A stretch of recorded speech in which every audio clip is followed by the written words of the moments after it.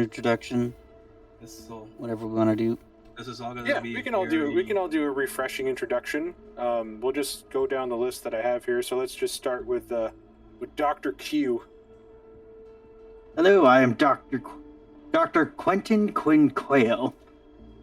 I mastered in biology, genetics, xenobiology. I have some study in mechanical repair and chemistry. And I was brought into the organization to handle the biological aspect. And this is my cat, Fermi, the regular cat. Greetings, I am Fermi, the regular cat.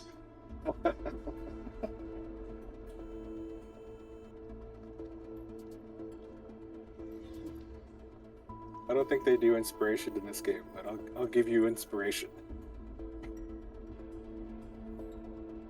Okay, Mia. So I'm Mia. I was trained and built and all that stuff for a war that ended 20 years ago. I was lost in cryosleep on the way there.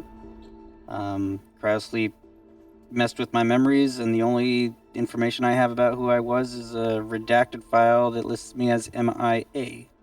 I'm here to try and restart my life as your soldier, protector, and killer of things.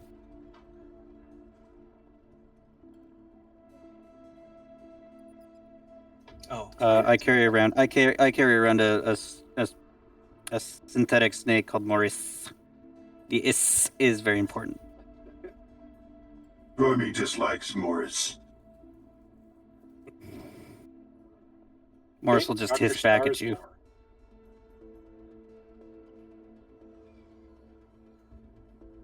Oh, my turn now? Mm-hmm.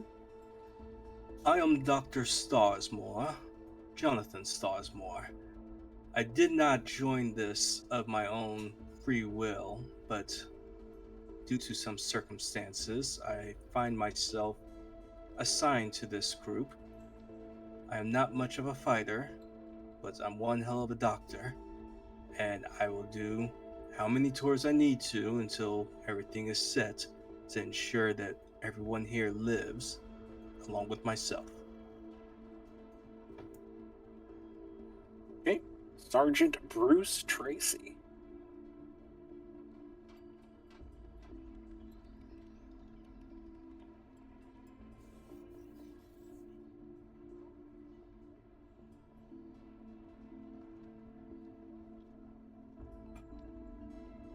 I see why you're here. There's a not doppelganger in a- amongst you. I see why he's here, not at university. I see why you're an archaeologist and not a linguist.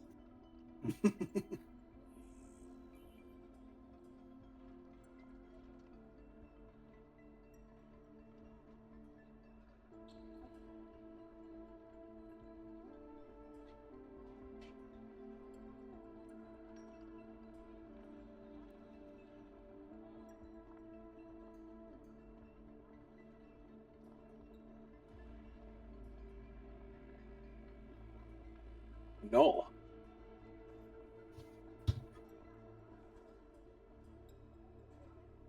But hello?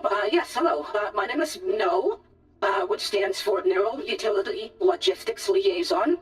I am an android that was originally designed for manual labor in hazardous situations, but my line of, fellow androids was easy to fall apart because of the quickness in which we were produced. So I've got a few malfunctions that I try to deal with where I can. I'm a little bit of a Frankenstein of a variety of other models in my line, as well as some other perks from some other synthetic and cyborg and android pieces. But my core systems function. I've got this new job with this group in this company, and I'm trying to just keep on plugging away.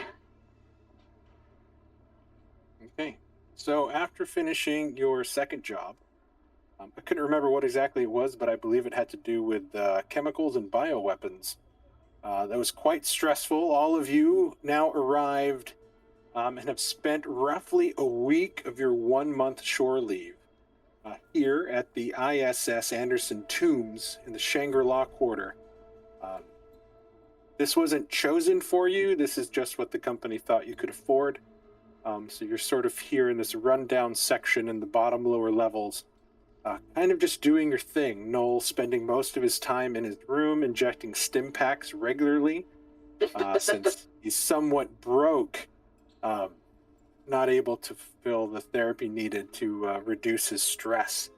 And most of you just sort of go along. I can make you a group notes page really quick. Handout. Show everyone. We're gonna need it at least to keep track of where Stacy goes. Edited. Sergeant Bruce Tracy, aka Stacy. Sergeant Tracy or Stacy. Notes. All right, so you guys should have notes there at the top by characters. Also, before we get into it, at the very bottom of the character page, I put a bunch of handouts there with images from the player's handbook. So you have the dice notations, carrying capacity, things to do in a fight, cover rules, range and distance, and then the wounds table. So hopefully that'll keep A you rules guys shortcut. Yes, without having to go back and forth to the PDF. And if you guys do need a PDF, the PDFs are down on the very bottom. And then, yeah, so most of you guys are going through, doing your thing, either visiting bars, strip clubs, just sort of trying to decompress from what was a very stressful mission, when all of a sudden, your retinal displays light up with an incoming dispatch.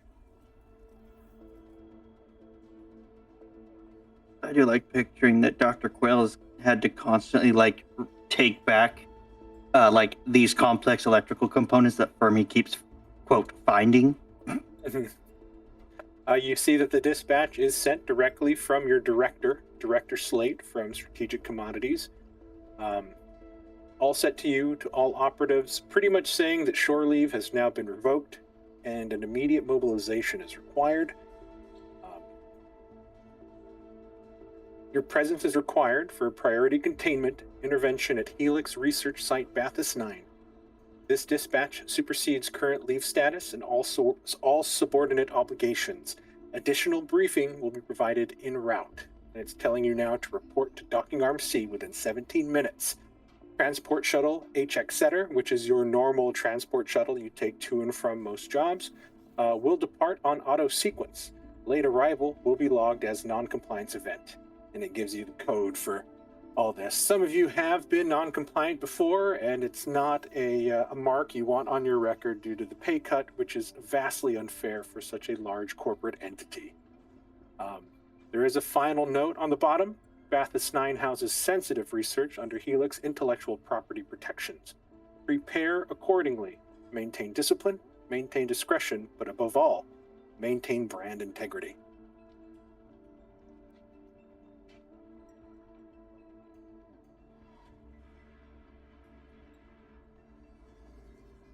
And then I've never been found non-compliant.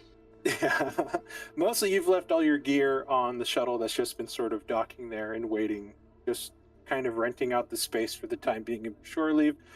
Mostly just personal effects that you guys either have to run back and grab, or maybe you didn't even bother. Maybe you've just been wearing the same clothes for a week because, what's the point? Look at this place. It's terrible. And you just sort of make your way back to the ship. Go ahead. Dr. Quayle, you see Dr. Quayle with a broom. He's like, come on, Fermi, we can't be late again. Not now, imbecile. I'm in the middle of, come on, as he picks him up. No, my sickle.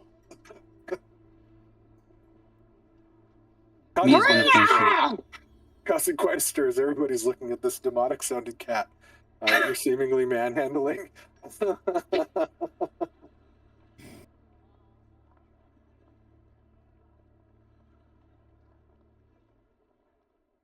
And you guys have learned before, this isn't something, this isn't a not normal thing. You guys are very used to this corporation that you guys are sort of tied to, sort of pulling you to and fro from places. So, as soon as you got here, you restocked on whatever you needed, loaded back up in the ship, so that way you could sort of try to enjoy this month of leave in this terrible, outdated space station. We are Till at always on last, call. yep, until at last you guys load up to the ship, get in. This is all autopiloted. Um, just the ship itself is actually pretty nice. Quite small. Most of your barracks are like hyperbaric cryo chambers. Um, just lockers, bare bones. Think of the train from Lethal Company. Like it's not much, but you've got it. You've set it up to where it's home, to where it's sort of comfortable to travel in. Things are stored where they need to be. Little research spaces are open. It's not completely cramped, but it's not as big as what a crew of 5 would usually have. And you guys begin to take off. And now, go ahead.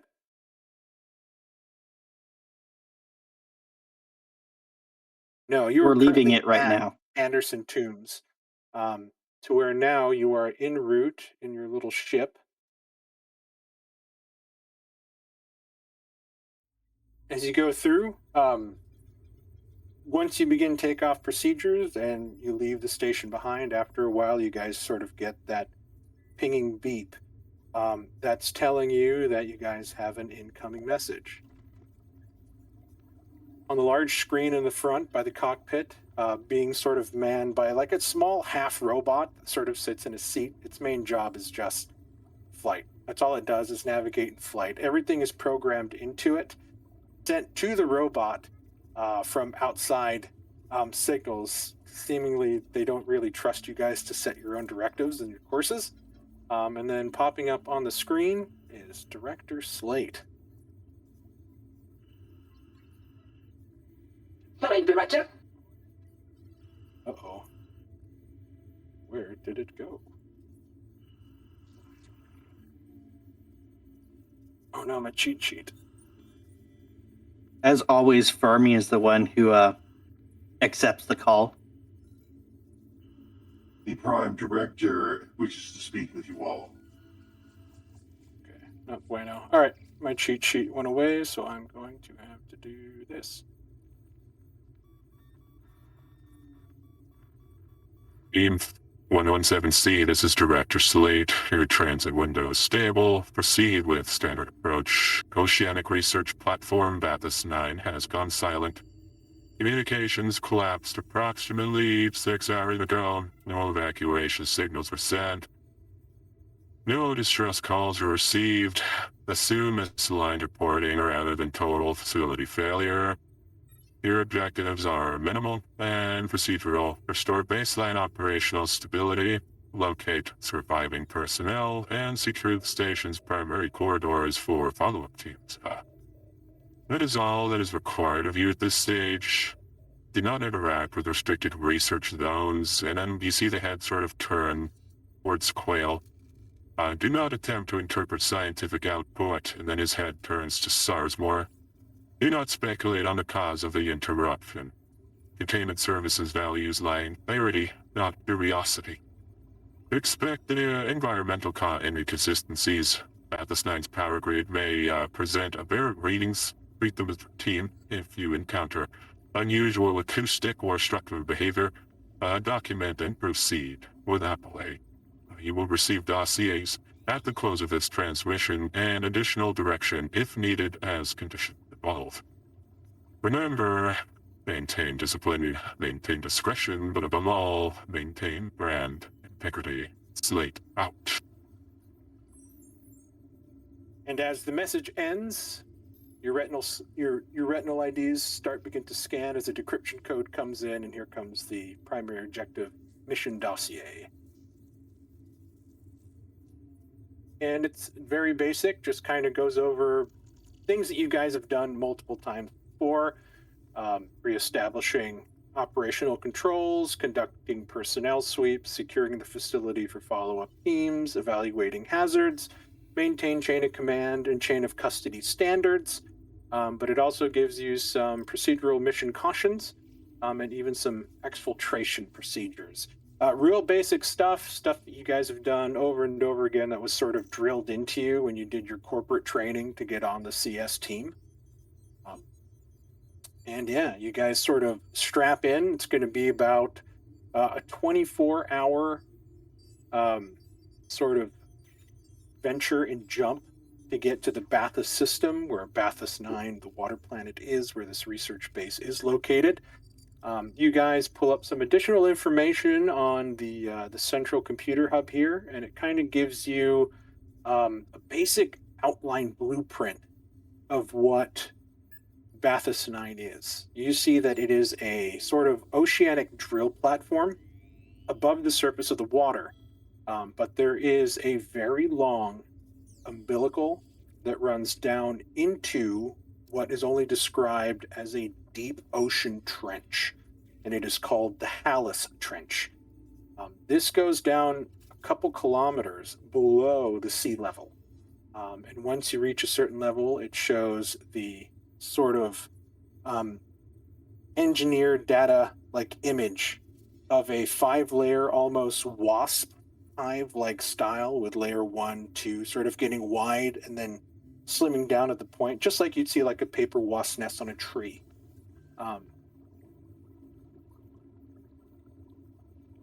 Now you're sort of beginning to realize that you guys are going to be underwater for this procedure and this mission. I know some of you are sort of tentative about going in underwater, especially down underneath a very claustrophobic looking space.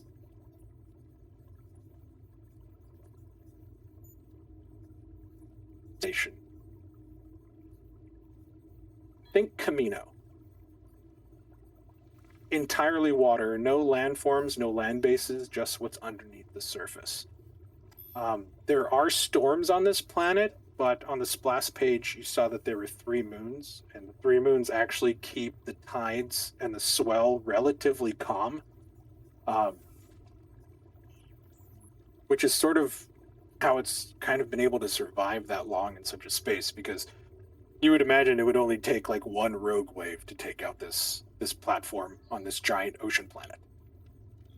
And then, yeah, you guys sort of, is there any more information that you would try to gain from this while you're in transit? Are there any known predators on this watery planet? You do sort of begin to type in, like, are there underwater predators? And you see that there are multiple logged life forms that have been found and discovered on this planet by Helix Marine Technologies. A couple of them have some very horrific names. One in particular is called the Leviathan. Are these the bite in you into little pieces monsters, or are these the swallow you whole monsters? There is a mix of both that Yes. you guys find. Almost anything you can think of, they have made discoveries, but again, Helix is the only company right now that has the sort of survey rights for this water planet. They're the only ones there conducting any sort of research, doing any survey. So you can imagine that maybe only 10% of this planet is like explored and documented. But the specific area where they're at, there's a list of about 50 creatures that were of enough import to document that they sent back into this mission dossier that you guys are looking at on the screen. It's like each creature has its own incident report. Yeah, it's strange. There's a lot of creatures that they've recorded, especially in the deep down area where the station is down in the trench, that exude like bioluminescence. There are some strange creatures that look like they have arms with opposable thumbs, but like the bodies of fish. It's a very strange sort of amalgam. What's going? It's like it's an alien planet. Exactly. Then don't worry, Doctor. The pressure will kill you long before any creature does. Great. What me would like to know is this the first communication issue he's had? Is this like a regular thing the staff do, or is this the first time it's happened here? You can see in it that this is the first logged interruption of what has been going on there. The research station has been there roughly, it was built 10 years ago. Research has started maybe 10 years ago it was built. research started around 3 years ago, and they've been kind of there ever since. The only Dude said, information... He said, don't question what they do there. Yeah, the only information you got is that Bathos 9 houses sensitive research under Helix intellectual property.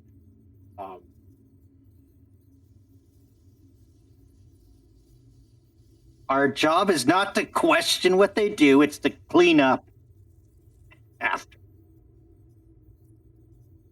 You know that Helix Marine Technologies has made their money on harnessing oceans to generate power. That's kind of how they made their name, but also, why does Helix Marine Technologies have a Black Ops team underneath the name Containment Services going from site to site, putting down union strikes and all this other stuff if they're just in the energy business?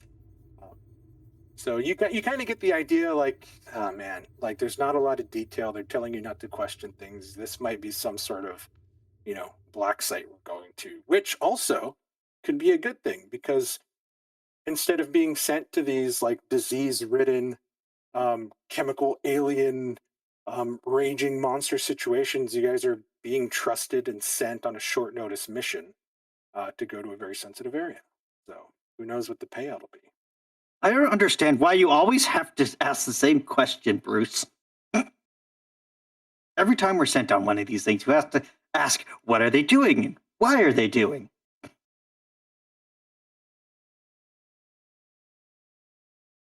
A follow-up question to that. Should any of our more biologically fragile employees be worried about any hazardous or potential for hazardous material? You do find that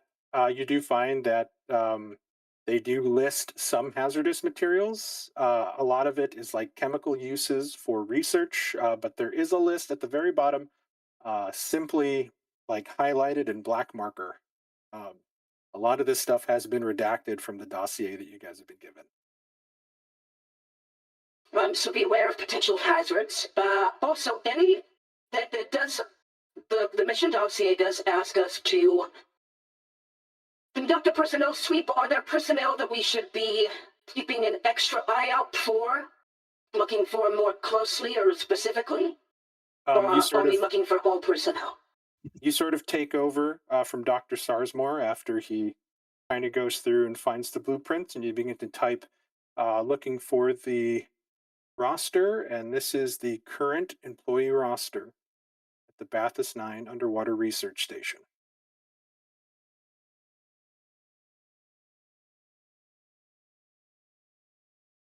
Well, it's a very small team.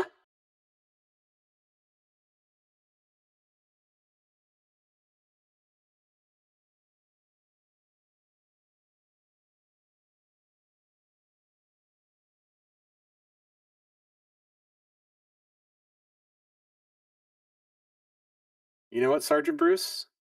Yes. To all of those. Yeah. Looking I don't know Looking why at I'm this so list paranoid. Looking at this list of crew, does anybody know what a temporal materials specialist is? I'm assuming temporal materials deals with quantum particles or things of that nature. Quantum physics level things. I assume. No. Noel, Dr. Starsmore, and Dr. Quentin Quinquale. Please give me intellect checks, or where's the... I need to look at your sheets again. Or if you guys have it.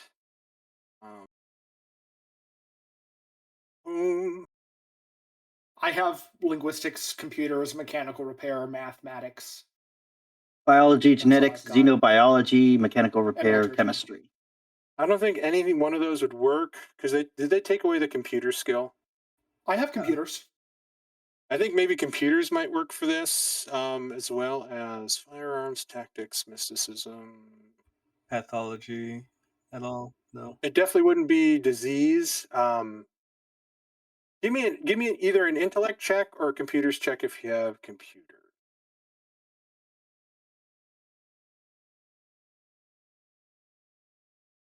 No, this Oh, is fuck. definitely a scientific thing. Dr. Starsmore, would you like to give me an info? Oh, perfect. The Yeah, one that's guy perfect. the guy who's not interested knows what it's up. What's up? You have heard of temporal materials. A lot of this is sort of Black Ops stuff that you've sort of found out on the down low, with the help of your cat, Fermi. Yeah, he does spout random facts. So to give you guys an idea, Had to Dr. Quail sleeping while Fermi starts whispering stuff into his ear, including in temporal materials. in I need temp. terms of temporal materials, as it plays out in this story, this is what Dr. Quentin Quail knows about it.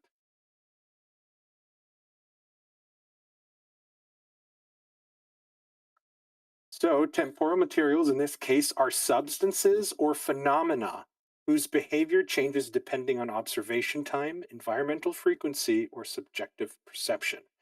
These are materials exhibiting anomalous phase shift response under high pressure conditions, matter that does not stay in one state of existing when observed. They do not behave constantly across measurement intervals, gravitational pressure, acoustic resonance, electromagnetic exposure, or human cognitive focus. These materials seem to displace time around them. Quail I would says just like that. to say that my guess was not far off. Not far off at all.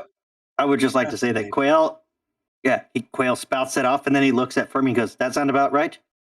With your limited human language, yes. I love that cat. I think it's kind of creepy. And so now it sort of brings the question as to why Dr. Orlov Rasputin is on an underwater research facility, and he's labeled as a temporal materials researcher. Not to mention, you have acoustic specialists, and all these other things, especially something called an ATGR specialist, which none of you have any idea about at the moment. Do we get blueprints of the facility or a layout of it? Yes. That was one of the first things Dr. Starsmore panicked about as soon as he heard he had to go somewhat underwater. So you have at the very top of the trench is like, just think of a very large ocean drilling platform, but not like a drilling platform itself, just a platform with a bunch of buildings and skiffs on it. You would imagine that the notes say this is for resupply being sent down the umbilical elevator all the way down. You do take note that there is also a submersible that does make the trip from the platform down to the base. It is probably 1.5 kilometers from the platform down into the trench, so you can probably imagine like it's very highly pressurized on the inside. But you see that there is a top floor, very basic integrated area. There is a outgoing and ingoing storage unit. I didn't make any mini maps of it just because it was really simple. But it's also the first areas where the drone mech and the submersible dock is. There is a security checkpoint, and also the that sort of scans people in when they come down the umbilical elevator into the first airlock. And other than that, there is a lift that goes down to the second area. The second area is all human habitation. It's the habitation ring. So you imagine common area, maybe medical, the galley, crew quarters. The third area is the research block. These are where the labs are. And a lot of it now, you see one room itself. It's just labeled Lab A, Wet Lab, Lab B, Harmonic Studies. And then one room is blacked out, no label, no name, and another one is Observation Hall. And then you cannot access the last two levels. It shows that there are two levels, significantly smaller than the other three, but those ones are, anytime you try to click on it to gain more action, it just says restricted, level 7 required.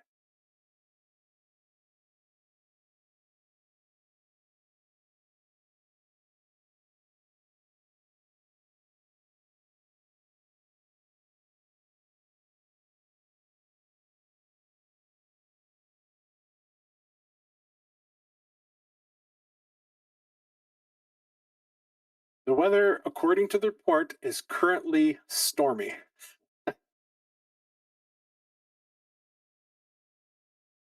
No worries. The one thing, Sergeant Tracy, that you notice is that the hive-like structure of the underwater research base, the very bottom of it is sort of tucked up against the mountainside, and almost at the base of the trench. But you see the fourth level is sort of built into the cliffside of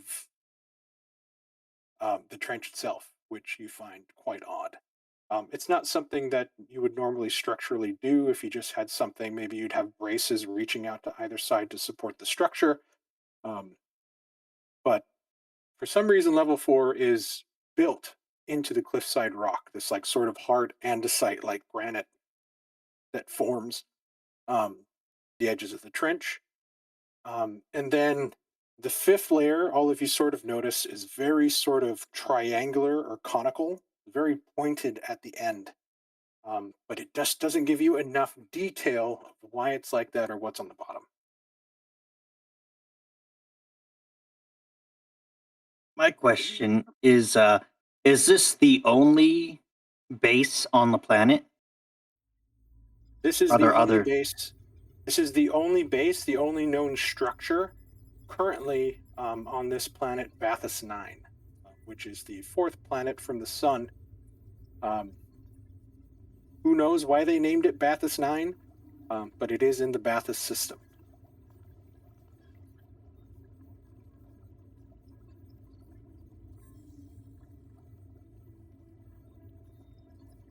Yes.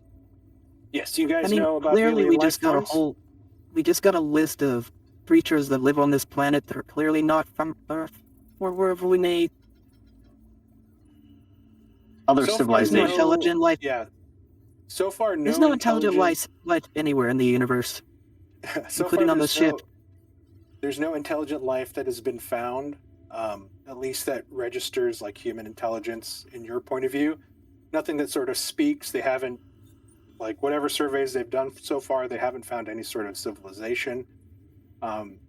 Just creatures. So it's very no man's sky. Like you fly into this planet and there's just aliens you haven't discovered yet. Yes, humans, keep thinking that. Oh, Fermi, you're so adorable. Any other questions that you would like to have answered in this sort of mission briefing before you guys touch down on Bathos 9? I think I got all of my questions answered. I'd like to know, like, do we need to be off the base within a certain amount of time? Like, get on, take a look around, make sure everything's working, get off. I believe it stated that a specialist team was going to follow up. Mm-hmm. Oh yes, when is that specialist team going to follow up? Do we have to contact them, or is there a designated time? It sounds like Also, according to how you guys usually work, the specialist team comes once you have arrived and sort of locked everything down and resecured it to the point to where other people can come in. I we think get it under control, and then they kind of clean up after we've cleaned up. Yep. You Yeah, I guys think look we signaled the all clear, and then the specialist will get it back up to working order. Yeah, and it's kind of crummy because, in a sense, you guys have to do all the hard work, and then somebody else comes in and gets to touch all the fun stuff that you don't get to touch. I have a final question. Yes. Does this base have any emergency shuttles in case things go wrong? And this is a watery planet, so... This base has the submersible and the umbilical. That's it. And how are we getting down? Probably either of the two. Depends on which route you guys want to take when you get there.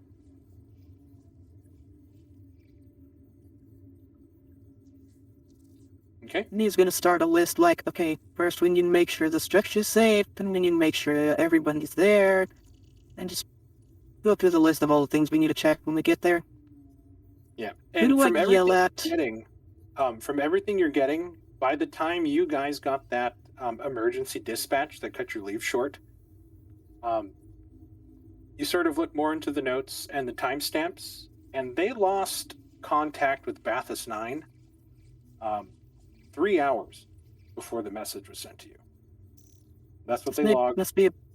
This must be a pretty important place for them to get us over there really quick or something. Yeah, so it's a very strange, low-manned, small, incredibly deep underwater structure. Because a 3-hour response time, meaning that they probably get like hourly updates on communication checks, and for them to not respond in 3 hours sort of sets off the alarms that, hey, we need to send somebody down there to see what's going on. And you guys can probably infer that you guys were the closest containment team. Did somebody trigger an alarm, or was it an automated response?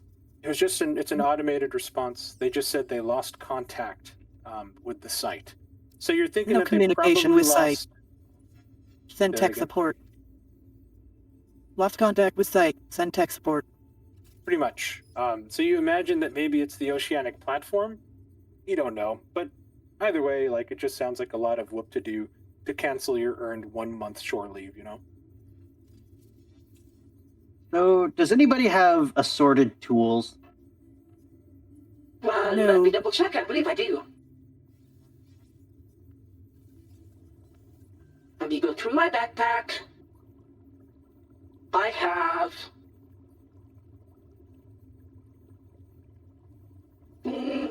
Oh, I have electronic tools. I thought I got the other ones, but apparently I did not. Something I forgot to buy in our 17 minutes of time in we can between. we can say that on the ship, you sort of have a lot of the basics. You got some ham slice rations, tools, things like that that you would normally use for jobs. The company spares no expense. When Quail was ordering meals, Fermi sat on the ham slice when he was ordering. He's like, "No, Fermi, get off, no!" Oh no, ham slice again.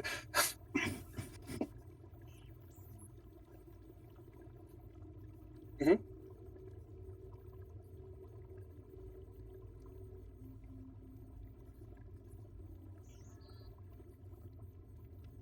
You would know that maybe there's something. You can tell that they purposely built this into. They purposely built it into the rock for some reason. Structurally, it doesn't make sense to put it directly against a cliffside because now you're sort of dealing with, well, what happens if there's an underwater tremor and like a piece of rock comes down and you have no sort of safe distance from the rock walls. But they purposely built this station to where fourth level is touching the cliff directly.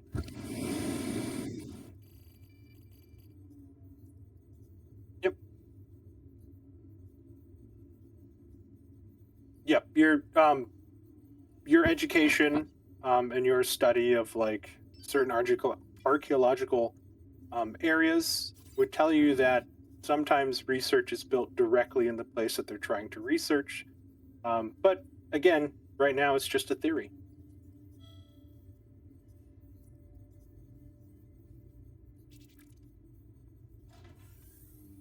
If there's no more questions, strap in for the long haul. Yep. And after a while, the computer begins to beep, sort of boop, boop, boop, jump in 10 minutes.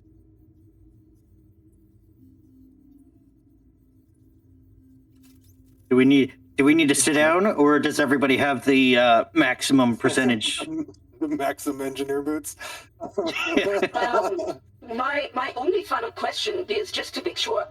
Are we sure that if there is a storm here, that there is no worries of us landing or for communication on our end? Are we worried that the storm might be interfering with any of that? You sort of hear the autopilot robot sort of indications show that storms do affect anything. It should be turbulent. That should be about it. No major hurricanes or catastrophes have been logged at the station for 10 years. So we shouldn't have any issues contacting our secondary team from the surface. And it's like, other than current communication problems, once that is resolved, I assume it should be fixed. Wonderful. I will strap in. You guys I will strap too. in. You make the jump. I always love this part. There's that terrible sense of vertigo where you sort of have that feeling of a hook in your belly button that's sort of pulling back towards your spine a little bit. And after a moment, you sort of snap out of it. There's a bit of wooziness. It's something that you can never really get used to. The human body's not made to go that fast. But after a while, the sort of brain fog clears. You guys begin to move around as you see before you the planet of Bathos 9, that sort of blue sphere with the 3 moons out in orbit. It's a beautiful planet. Like all pictures of Neptune that you've seen, that sort of bright blue, but instead of gas, it's all water. And you guys begin to make your descent through the atmosphere, and just as the autopilot told you, it is very choppy. Why don't you guys give me some body saves? Or body checks.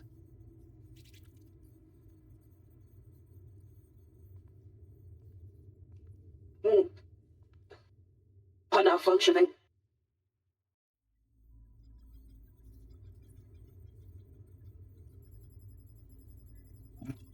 Do you need any of the? Do you need any? Do you need any of the either of the pets to make some sort of save? Yeah. Since our synthetic android made a save, then no worries. Also, Doug, go ahead and make a. Doug, go ahead and give me a body save. Oh no.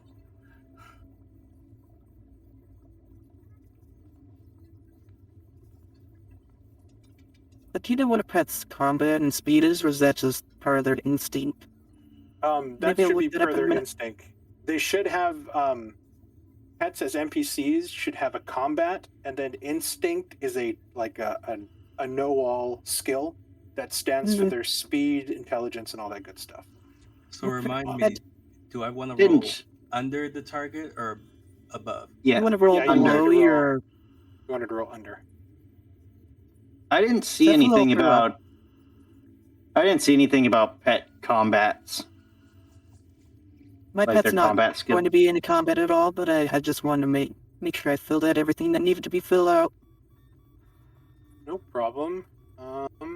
Wounds, instinct, one trained, one stress. Oh, yeah, it doesn't have combat. But yeah, so instinct is pretty much like the know-all skill in this version of Mothership when it comes to like Okay, monsters. I'll just use the instinct for his roll. So here's his. So More saying for all feeling the goes. for all the synthetics, you sort of feel nauseous. If you could throw up, you probably would. Mia, you've done so many drops in your past life. This is just standard operating procedures. I was trained for this. Dr. Quayle, you do throw up a little bit in your mouth. The same with Dr. Oh, you rolled twice there. Yeah, Dr. Quayle, you sort of throw up a little bit in your mouth. Sergeant Tracy, this is horrible. You haven't had this much trouble since you drank the bad water in the mission where you were in the tropics. You vomit everywhere. I mean everywhere. Everything you ate and drank the previous couple hours before when you guys left is coming back up, and you also poop your pants. Yes. And that's why Fermi throws up. You have like you're like just from heaving, your like capillaries in your eyes are burst. Your eyes are bloodshot. It is terrible. Like this is really bad turbulence. You don't know why everybody else is not freaking out right now. I'm Fermi freaking out coughs up. because my partner just puked everywhere. Are you okay, Sergeant? Fermi coughs up a wire ball. And after a while, the turbulence eases, but it is still a bumpy ride due to the current storm. And then out the window, as you guys begin to make your approach, you find the research platform. By the way, Mark, do we gain stress for that? No, that was just a little fun thing. No stress gain for throwing up. That's just that's just a little fun thing. There'll be more stress to come later. So you fly down, and the autopilot comes down, sort of makes a round on the platform, sending out a signal, but no signals coming back for the okay to dock. It gets to the point to where Null, you sort of get up and you have to sort of override to make sure that it does dock, and the autopilot takes in, and you land in the very top area of the building where the sort of landing dock is. You guys get out. It is pouring rain. Lightning is striking. Lights are on, but there's no movement anywhere outside.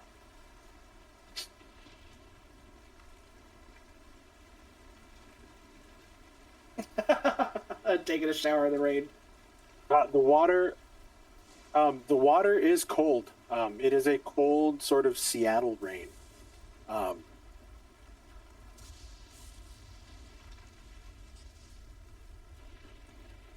I'm guessing the air atmosphere is breathable. It is very breathable. I will say I'm going to don my standard battle dress, have my smart rifle over my back, vibe shetty on my side, all of my gear in my backpack as I disembark. And I'm going to head towards whatever lobby area or communications area might be here, just looking for something I can patch into and start getting to work to figure out how we can get below, or if I can fix communications from up here. So Null, being as efficient as he is, as soon as it lands, begins sort of setting up and is getting ready to go inside, and is sort of a second off the ship, second only to the sergeant, who rushes out to quickly try to rinse himself in the freezing rain. Sergeant, I will say I also have a Mylar blanket should you need it to dry off when you get inside. It'll help with the thermal regulation once you, assuming you don't get hypothermia in the meantime.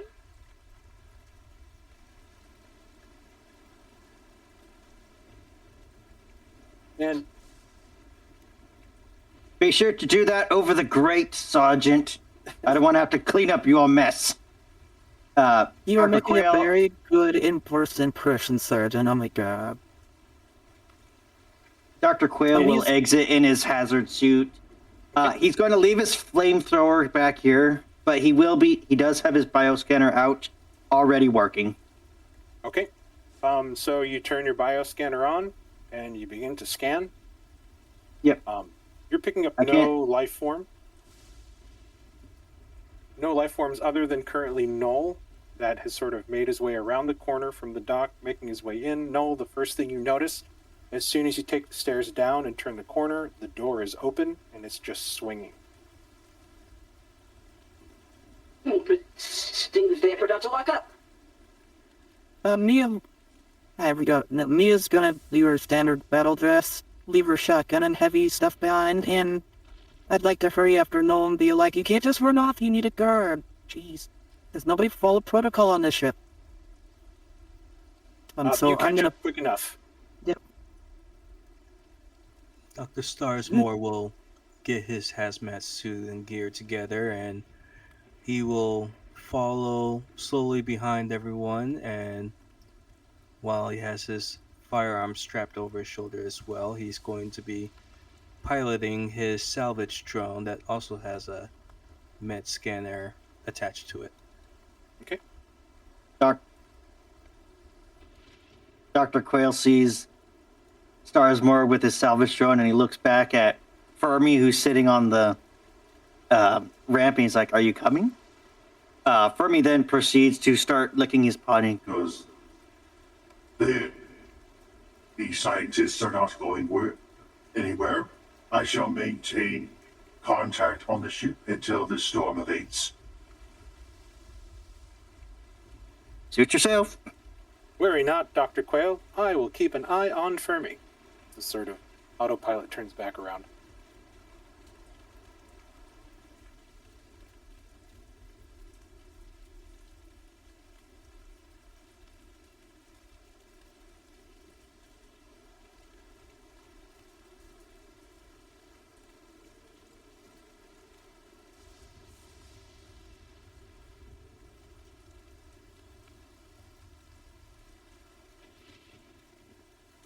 Yep, easy enough. You're going to trail a little bit behind just because of the circumstances, but after a minute, you do sort of catch up with everybody inside.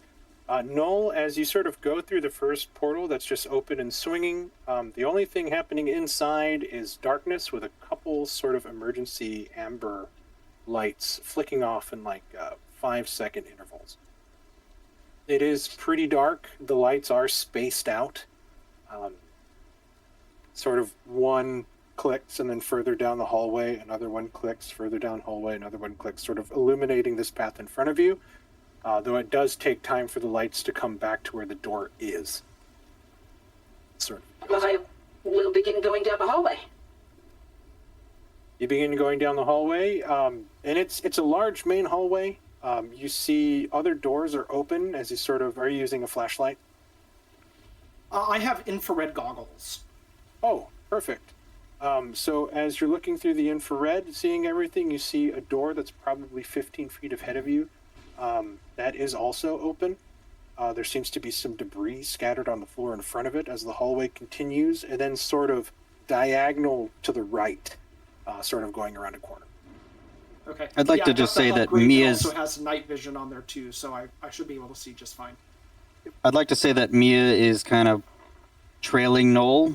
She turned on her body cam, and if Noel's going to use night vision, she's going to use her night vision, and she's just kind of narrating, like, arrived at site, signs of forced entry. Was the door, like, swinging on the, like, if it swings out?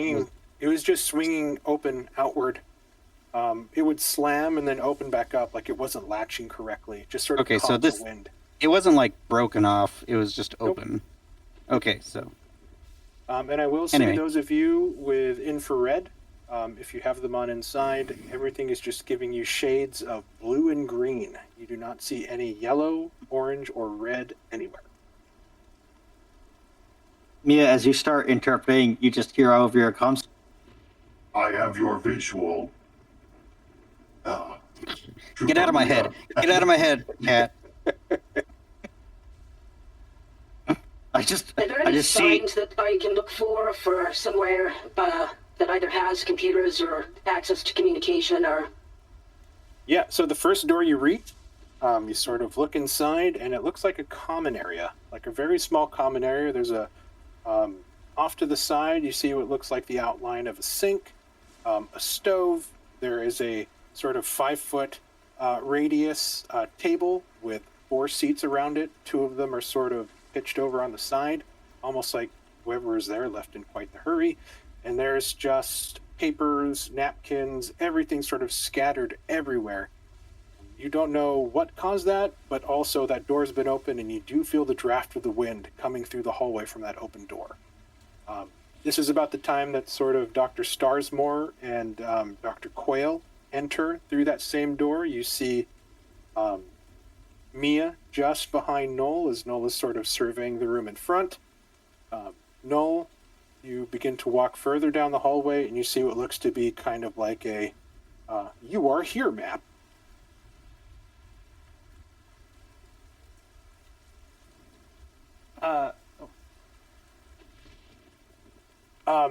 Right now, you saw kind of where they went. There's like the very top, like sort of like a helipad, and there's one set of stairs that descends, and then as soon as you get your gear on and you start making your way, you descend the steps, and then directly in front of you, as you round a corner, is the still open portal, and you sort of begin to make your way through. As soon as you enter, Sergeant Tracy, you see like further down the hallway, standing in front of a room now, is Dr. Starsmore and Dr. Quayle. Noel and Mia seemingly moving off further in.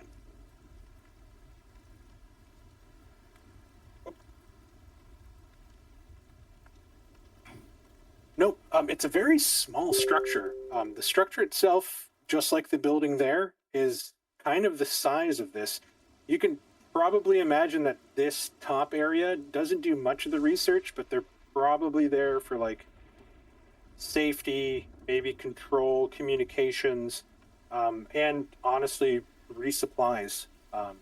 They probably take in the shipments and then take them down towards. Are there living quarters on the rig? There are living quarters. I will say that you guys kind of all make it towards the map and kind of shine your light on it. Further down the hallway, off to the right, it just says like main hub. So you imagine that that's where like the data control and all the mechanical stuff is. So that's probably where Null heads. And it shows that down another flight of stairs, just a little bit further towards the main hub that goes down, is sort of crew quarters, kitchens, like the main kitchens, like storage and all that kind of stuff down below. Yeah, anywhere that I could try to look at communications, even if it's down to the station, is where I would head. I would like to go. While he's doing that, I'm going to go to the umbilical to check its structural stability. You do take the steps past, and you just keep going, and it's just sort of an angular, like sort of spiral staircase that goes all the way down. You go down probably like 3 or 4 floors until you get to the umbilical. While you're doing that, Noel, you go into the main computer room. Everything is kind of dead. All the screens are off. It's just sort of emergency power. Let's see if emergency power can get me any information. I'll go to a computer system and see if I can turn something on, and put a basic diagnostic, like run diagnostic, give me an update on what's going on. You see a sort of security code required. I'll put in my employee ID and see if my clearance will give me access to that. Boom. Access granted. I will look for correct information on the facility, in terms of any recent communications, any information that was sent up recently, any outbound communications, any crew information, if available. Crew information for this platform, 5. 5 people worked in this platform to monitor and resupply. That's easy enough to pull up. Right. I will list those names out loud for anybody who might be. If Dr. Q is going somewhere else, then Dr. Starsmore or Sergeant Bruce, if you would be able to look for these employees, maybe in crew quarters. Yes, give me their names. I'll mark them down, and I'll have the salvage drone check for their. Let's see if we can get the power back on.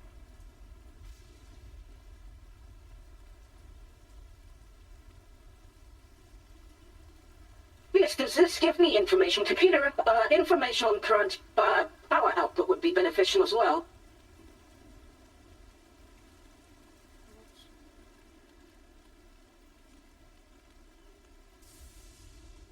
Does this communication area we're in, does it like lock from the inside?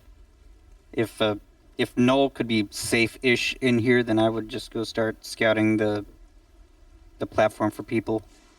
Those are the names of the people that were up in this area. So to answer further questions, you look down, and it shows that all main power derives from the research station. You sort of bring up the schematics for it, and you see that all the power conduits run along the umbilical from the top all the way down. A little bit more research. Just give me a hacking check. This will be done at normal. Yeah, not at normal. This will be done with advantage. Okay. I don't want to use God mode right now, if possible, because I don't want to Sure. stress myself out. I'm sure. Okay. We'll do it at normal.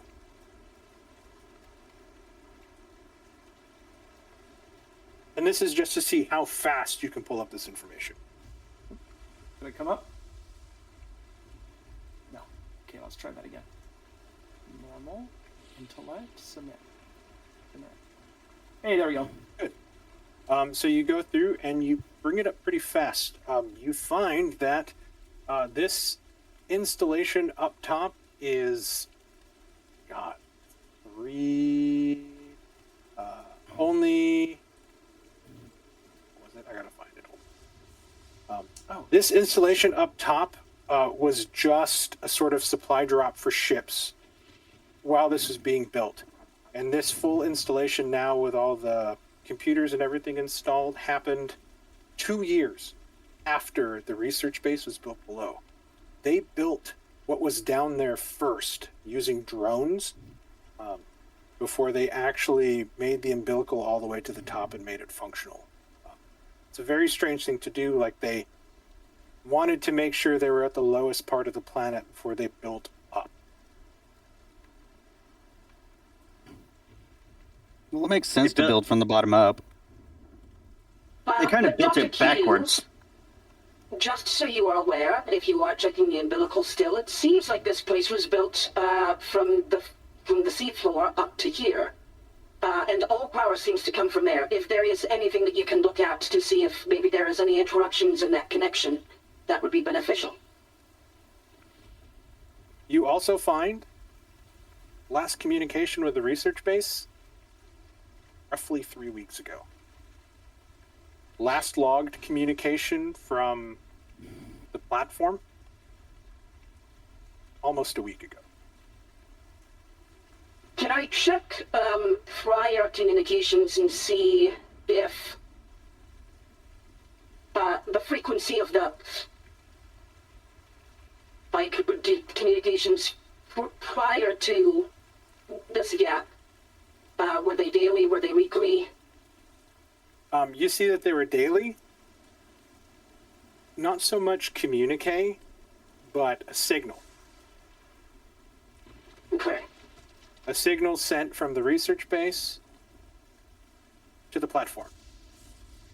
Using your current hacking check, you sort of go through and check it out. The signal originates from the security post, first level of the research base, up to the platform every day, 2 hours, every 2 hours, every 2 days. Communication from the research is signaled up to the platform, and every signal you sort of digest it and break it down. Just sort of gives a, hey, we're all good down here. Everything's working as it should be. The last communication from this platform was a week ago. Where was it headed? Was it headed to the research station or somewhere else? Somewhere else. It's an outgoing message. You could probably imply that that message was being sent to corporate. Like, hey, we're all good here. That was their... Really? Can I try to see what that message says, specifically? Try to decrypt it? I was just about to ask if you could do that. Yeah. Give me another hacking check to decrypt the encrypted message. Okay.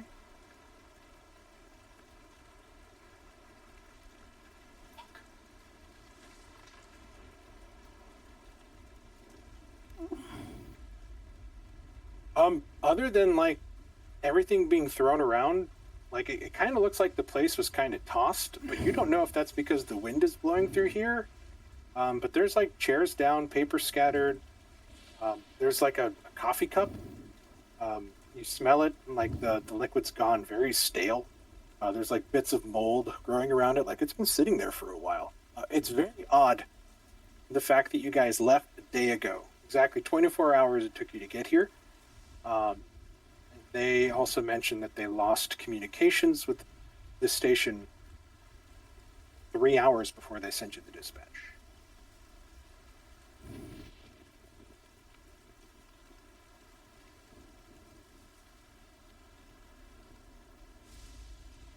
Nope.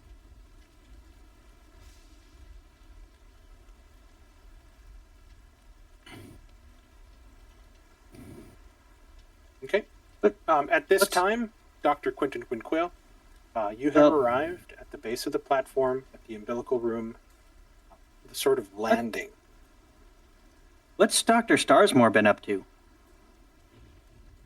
I have been in the same room that Nola's been in, kind of observing. I'll actually probably send my salvage drone out to try and pick up signs of life.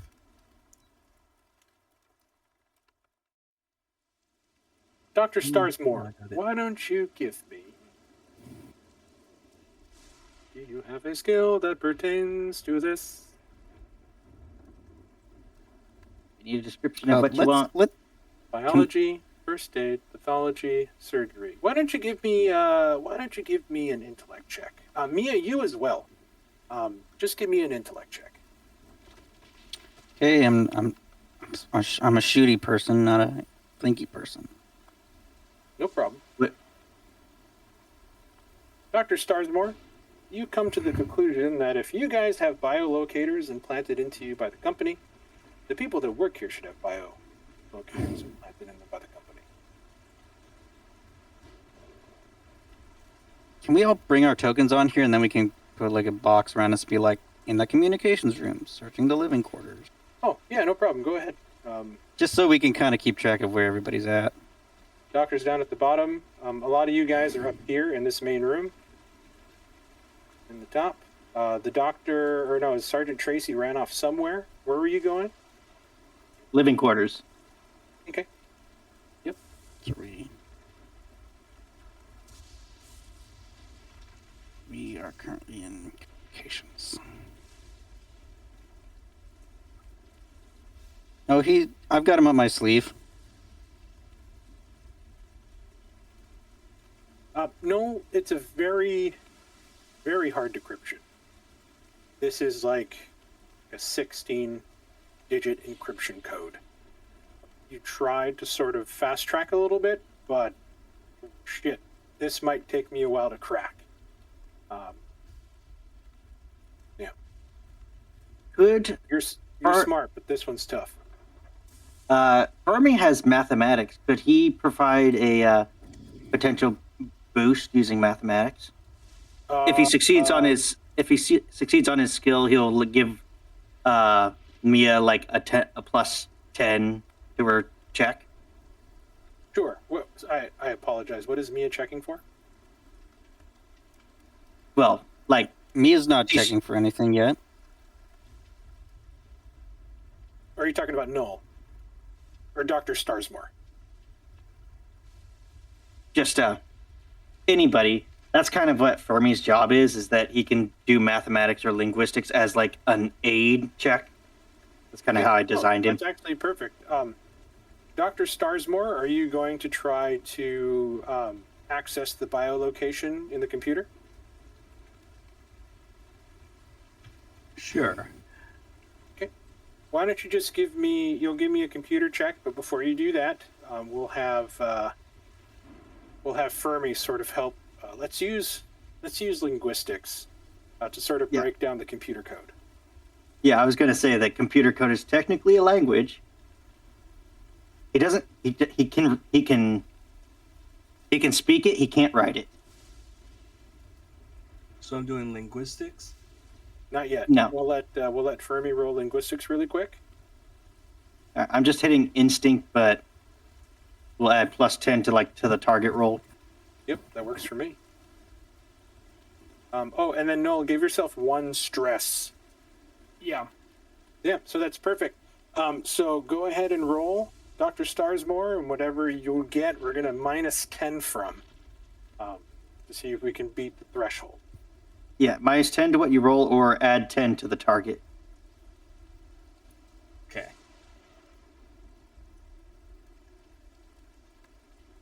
And I want a computers check, sorry. Wait, what check? Sorry. Computers. Even though you're not skilled, you know how to use a computer well enough to be able to find this information. So if you don't have the computer skill, it would just be an intelligence? No, you can still use computers. You just won't get the bonuses for being trained in it.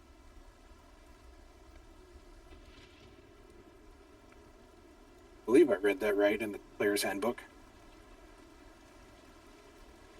I'm just concerned if you hit the computers button, does it automatically add those bonuses for you, or yeah, I it's don't you think have to so. have I it think it only adds it if you have it checked that you're trained. Well, it does show the target is 46 plus 10.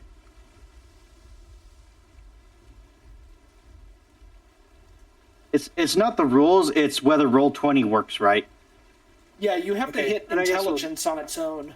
I guess It'll we'll just have to count do it no matter intelligence what. from now on. Go ahead and just give me an intelligence check then. I mean, technically, that would be adding Fermi's a +10 for you. Or we could just do intelligence again. Okay, it takes you a little bit. You do manage to access the biolocation information, but you don't have the know-how to run this system. Maybe with a little help, you can actually download that information and maybe pop it into your bioscanner. Or if anybody has a readable biolocator, you can use it that way. But trying to use this computer to track that is beyond you. Dr. Quentin Quinquale, you have arrived down at the umbilical platform. You see that there are supplies sort of stacked and regimented along the base here. It's pretty dark. Again, I have my flashlight out. And as you're sort of flashing through, you find the umbilical. And the light is blinking green. I'm going to take a look at these supplies and assume it's going to be like food stuff and equipment that's meant to be headed down. Yep. You see a lot of stuff designated for certain research labs. And a lot of it is basic supplies, toiletries. Anything that you could possibly need down there. I'll message to everybody. Quail here, down at the umbilical. Looks like they didn't get their last shipment. It's still here at the surface. I will say I have noted that the last communication received from the research station was 3 weeks ago, where before that, signals were received daily every 2 hours. The last transmission sent from this platform outside of planet was a week ago. Interesting. Is there a monitor that shows the status of the umbilical? Yep. You walk up and it says umbilical in use. And the light is green? Light's blinking green and it says it's in use. You're sort of tracking it and it's sort of, it kind of gives you this floor, this floor, this floor, this floor kind of thing. Kind of gives you the depth, but the depth is sort of stuck. The numbers aren't moving, but it's saying it's in use. Looks like the umbilical looks like it's intact, but the elevator is stuck about halfway. Do you touch it or anything? Touch the monitor? Or the if umbilical there's or the door itself? Not yet. What the hell did I do with my... Hey. Found it. Okay. I will say, as you sort of stand around there, you begin to sort of hear something coming up from below. Sort of quiet at first, but it gets kind of loud.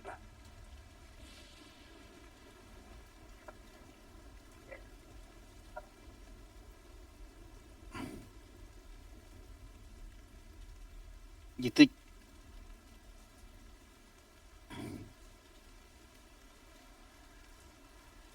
Yeah. But yes, it is possible that that corporation received this last message 3 hours before we left, which is when they said that they had lost communication. Whatever last communication happened, took time. My concern is the communication between the research station and the circus station, which was 3 weeks ago, when before that, they would receive daily signals every 2 hours to confirm that everything was good. And that stopped 3 weeks ago. So at the very least, there's a disparity of when the research station stopped and when this station stopped communicating. You don't think it has anything to do with the temporal time manipulating materials they're doing here, do you? Good question. I don't know what these materials do.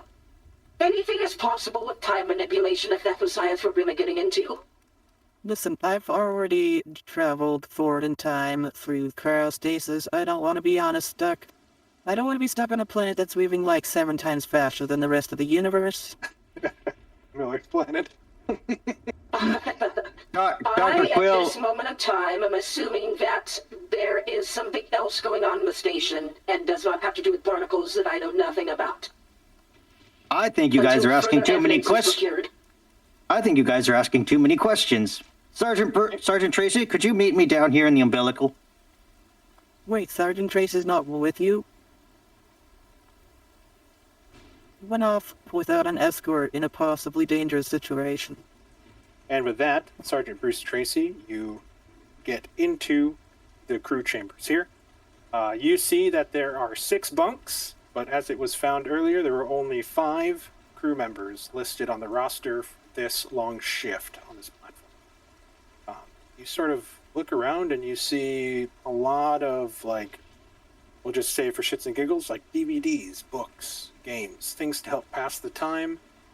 Everybody's bunks are sort of decorated with pictures, posters, keepsakes, little plants, things that remind them of home.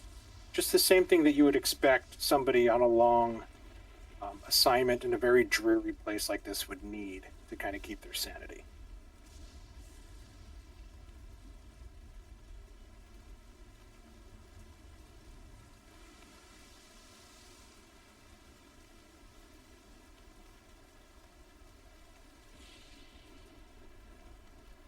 You see photos of family. You see somebody with their dog, girlfriends, pictures of just their children, things like that. One guy has like old-timey Earth-like cars.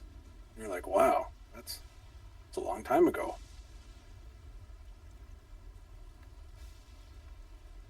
Very classic.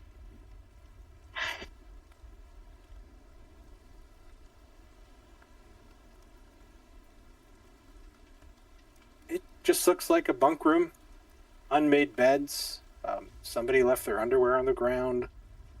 Like there's a couple laundry baskets that are just kind of set off to the side. You see that there are like soda cans. You sort of reach over and pick one up. Cold, half drank. Old stale chips. Things like that. Sort of just gathered moisture over time.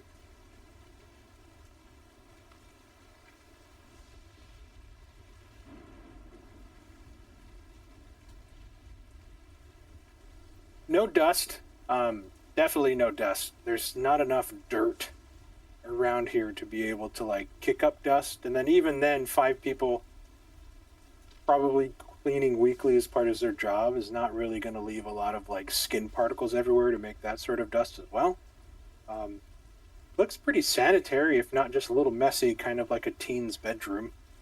But, you know, you have 5 people living in close proximity like this, you can totally relate.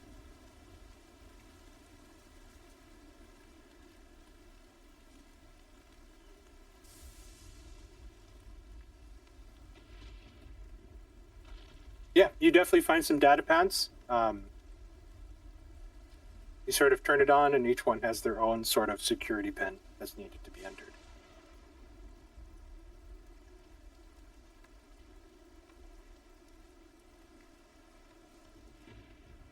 Okay, that is going to be... I don't think you have anything there. Are you proficient in computers? Okay, you're going to give me an intellect check to sort of search around the room, try to figure out this pin, and while you're taking like the 5 to 10 minutes to do that, Dr. Starsmore, back in the room, have you downloaded any of that information to your bioscanner? If I had the time, then yes, I definitely would have. Definitely have the time. It's easy enough to sort of just tap in your bioscanner and then have it upload the file into itself. You change a couple settings, and then you start homing in your biolocator for your bioscanner. You do start to pick up pings. It is showing you pings of the biolocator, but these distances don't match up with the platform. It's reading You start- signs off the platform. You start to follow it. You make your way down the stairs, finding the pings. You sort of turn in a circle and you see that they are all around the station itself. You make your way outside, following it until you hit the railing, and you look over and you see one body floating face down in the water. You turn, follow the other one, another body floating over. Why don't you give me a fear save? Set fear. Yep.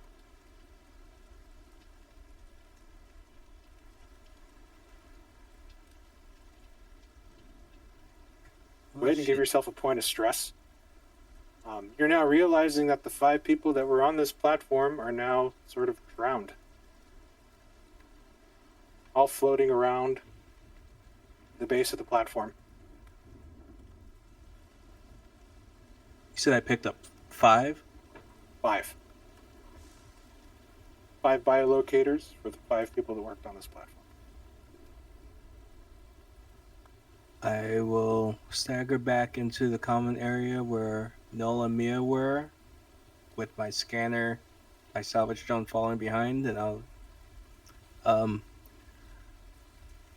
everyone that was aboard here is floating in the water outside.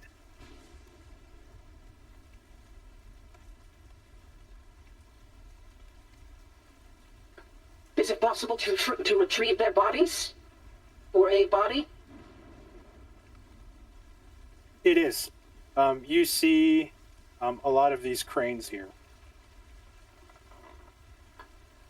See if we can get them back on board and see what they can tell us. Okay. As you guys begin to sort of make your way towards the crane, we're going to cut back really quickly to Sergeant Bruce. You were able to sort of look at a poster and sort of scribble, and it was the guy with the hot rod poster. You're probably imagining this guy wasn't smart if he has to like put his security pin on the corner of the poster so he can remember it.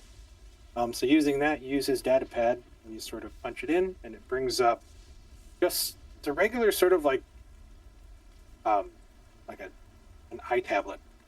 Like you can see like entertainment apps, games, things like that. You specifically look for like a journal, and he does keep a journal. Very short and concise, nothing really romantic about it. Is there anything in particular that you're looking for?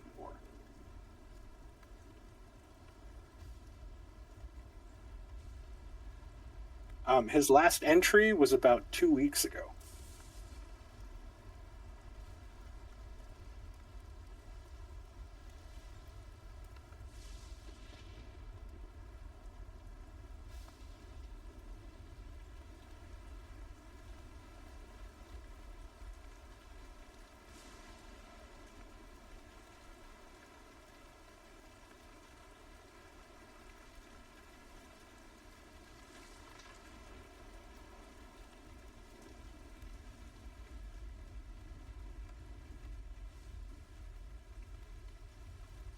As you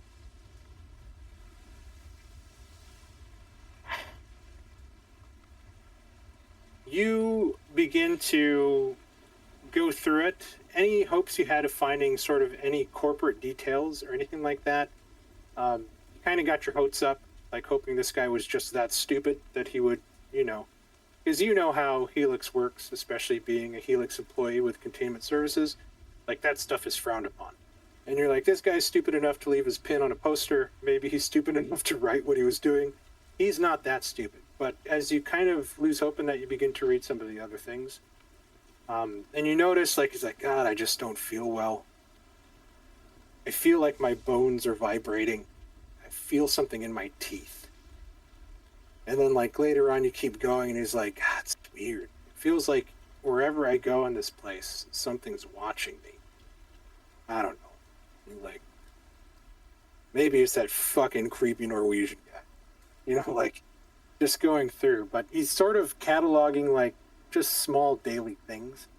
And a lot of it seems to be coming up with these strange symptoms. Vibrations in his bones, feeling things in his teeth, his equilibrium being off.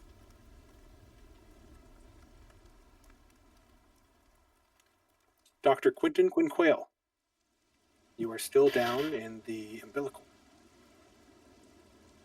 News came across that Dr. Starsmore has found bodies floating out in the drink, and Mia went out to operate the crane to see if she can pick up a couple of these bodies for a look-see.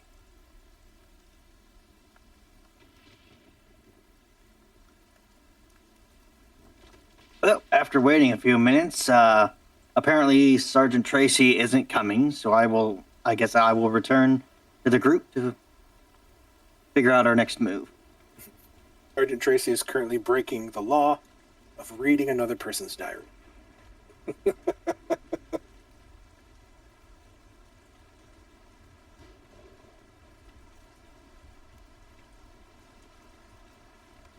His first entry, according to his log of arrival, he's been on station for about 6 months. So you imagine, you're like, okay, these guys are probably a year on and then a year off somewhere else.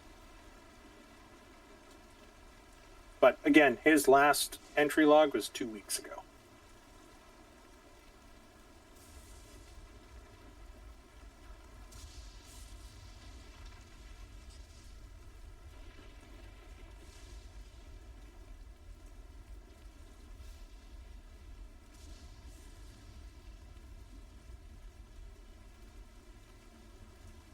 And with that, we're going to pause. We're going to go to Mia. Mia, you begin operating the crane easy enough. This is about as simple as mechanics get. You sort of set your eyes using the assisted targeting system on it to sort of lock on to the body that you're trying to get. Fish it down, grapple it with the hooks, begin to bring it back up. The first thing you notice automatically is that the body does not fold. It is stiff as a board as you lift it up, almost frozen in rigor mortis. You begin to bring it towards the platform. You drop it down, face first, setting it down, releasing the claws. What do you do?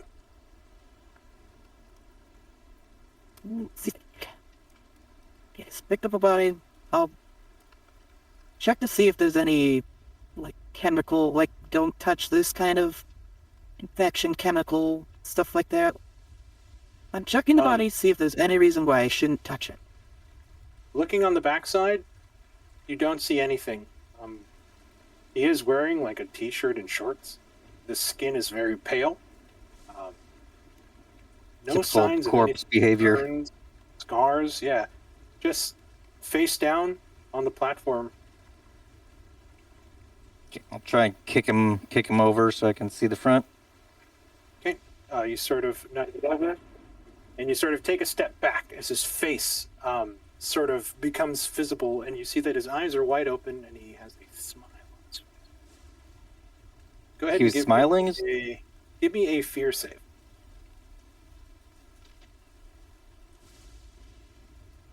This is not something commonly seen or encountered. You sort of just take the step back. Your adrenaline pumps, pushing away the fear as you sort of automatically just reflexively draw your weapon as you begin to look at this body. But as it rolls over and sort of thunks, meat first of its back onto the platform, you see that it's just looking straight up, arms out wide, still stiff, looking up, eyes wide open. There's a smile on its face. That's not creepy at all. No signs of damage or death. I'm gonna grab it and drag it inside so that the doctors can look at it. It is a pain in the ass. It is, but it's my job. Yeah, and you get it up there and you thunk it. You take it up the little flight of steps to get back up, and you sort of set it down on the ground.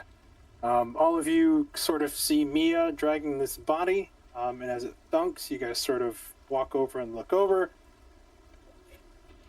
I need all of you to give me a fear save, as Mia did not warn you about the face. Anybody who's in the room. I forgot you're not all soldiers. I just come in. Hey guys, take a look at this. Dr. Q, give me take a stress. Sergeant Tracy, give me a fear save, please. You're good. It catches you off guard. When somebody tells you that there is a floater in the water, being a doctor that knows human biology, that body should have taken in water, should be bloated, should be extremely gross. This body is almost pristine, but more importantly, its eyes are wide open, and there is a smile on its face. It's funny. It's funny because Dr. Quayle's just like, oh, it's a floater. It's going to be squishy and deteriorating. It's like, no, it's different. He goes, that's not right. Not normal at all. Oh, he's looking at me. You don't recognize him like face-wise per se, Sergeant Bruce. You do recognize that his shirt is sporting what seems to be an old-timey Chevrolet car from Earth. So while the doctors are investigating this, Mia's gonna go and see if she can't collect the other ones to see if they're all like this. Everybody, all the other 4 bodies that you pull up from the drink, stiff as a board, no bloating, eyes wide open, smile. I'm gonna leave them out there. I'm gonna leave them out there, and I'm gonna come in out of the rain and shake them and be like, they're all like that. Okay, so while you're doing that, So no, just like a smile, like a content smile.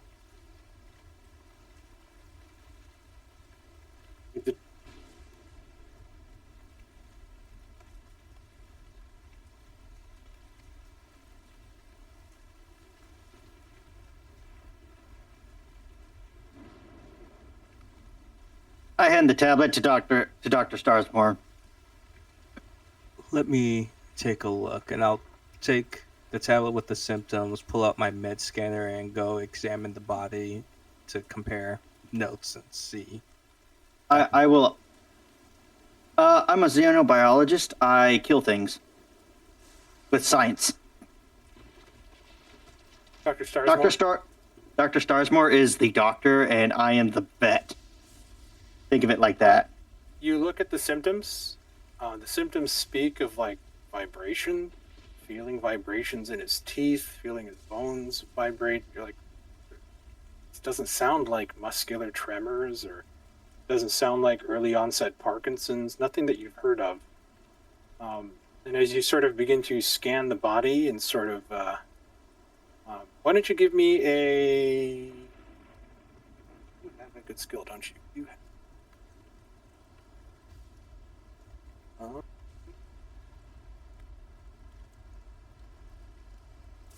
medical specialty. Work, that's not it. You can choose biology. Give me a biology check. You're sort of doing an autopsy. Can I also do a biology check? Yes, let him do the biology. Let Dr. Q do the biology check first to see if he can help you out. Okay.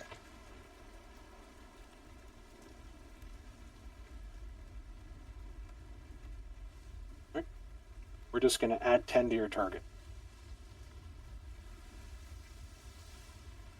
You're naming off like symptoms, and I'm naming off like external stimuli and whatever. Okay, so go ahead and give me that biology check, Dr. Starsmore.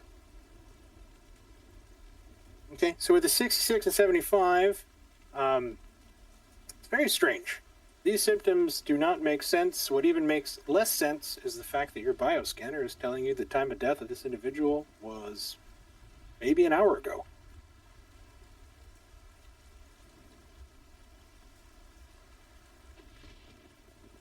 That makes absolutely no sense. You would know that rigor mortis of this sort of scale would usually onset in a body 15, 16 hours maybe. But this is pretty severe, taking time from cold. But the fact that this person died only an hour ago, you sort of check. Maybe plugging into the computer was a mistake. Maybe your bioscanner has a virus. You're not quite sure. Something's not adding up. Maybe you should check the others and see if they show a similar reading. I can do a more in-depth investigation on this body? You'll You'll find be that a good idea. Just for the sake of brevity and time, going through each one, they all seem to be the same. Scanner saying just with the core temperature of the body and everything, time of death was roughly an hour ago, but they're all stiff as a board. As Mia relayed earlier, all of these are the same. Like a sort of content smile on their face, eyes wide open, floating face down in the water. And did we ever identify them? Yes, you found the crew rosters, and we'll say that using the biolocator tags that were uploaded, you can sort of ping each one, and you identified each one with a list of the names that I put in chat up there. Definitely mark their names off. Hopefully, headquarters is getting these readings, and we'll know that their lives, they're all dead. You try to send out some sort of communique, and it's not going through. We need to turn the power back on. How much do we know about the water on this planet? Well, it's a I can try liquid. to bring up more information from the computer system, but that's limited with power being what it is. Do we actually know if the water isn't cold enough to actually do what we're seeing here? If the rain is any indication, that water should be pretty cold. You didn't land near the equator.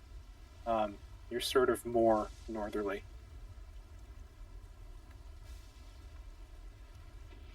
I'm more curious why they died. Did they jump? Were they doing drugs? There's no damage to them. Did we collect their beacons? Yeah, they're sort of implanted in their wrist. Very Hunger Games-like. Each of you guys have one. A sort of company-embedded bioprobe. Just so you know.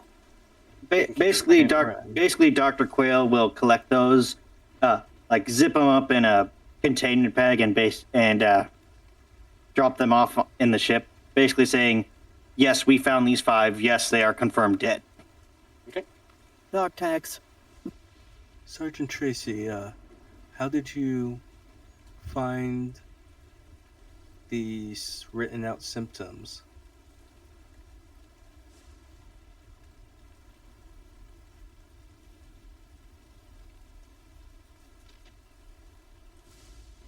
Was this the only journal?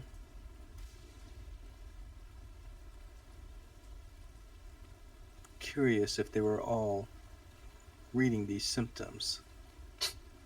Why have mechanical repair, Doctor? While they're discussing, Dr. Quayle are going to go and try and get the power restored. Okay. To do that, you guys will have to descend to the research station. Doctor, should we be going down to the research station on our own? Because Null did call out that all energy and power comes from the research station up the umbilical, as for some reason the station was built first before the platform was installed. That's right. Well, you guys can... that if we need to head down, we should all go. The bodies have been loaded, and I don't think there's any other information that we can gather here. And the message that I found that was outgoing was encrypted, and I couldn't decode it with the way that the power is working currently, so... Have we tried communicating with the research base? Have we tried communicating with the research base yet? We need power for that. It seems Null is having trouble... Yeah, with communications what it is, I don't think we can at this moment. I think power being out, communications are down. The best bet is to go down there and observe what is happening. Check it out. It sounds to me that we can't do anything else till we get power restored. So if there's any other argument, I say we need to head down to the research station. Have we found Was there transport to anything get else? to the research? Was there anything else you guys wanted to try to look for or get from this platform before you descend? Is there any lingering medical supplies up here that we can use since no one else is going to use it? Yeah. Why don't you roll me 2d6?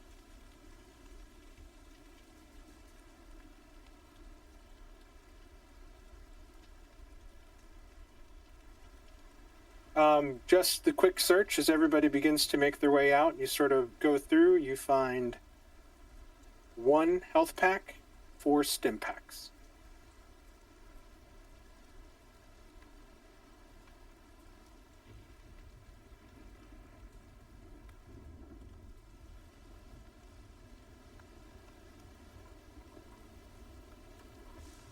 Dr. Quayle, he knows that the umbilical works, but there's a little issue with it.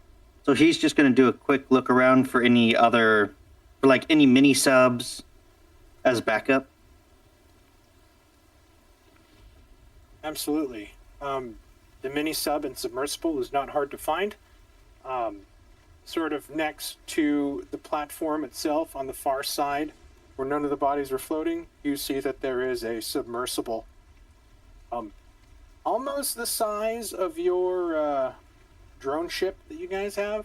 You could probably assume that it's meant to carry like maybe heavier supplies that wouldn't be feasible for the umbilical. Maybe it was one of the subs that they used to build it. They just left it here.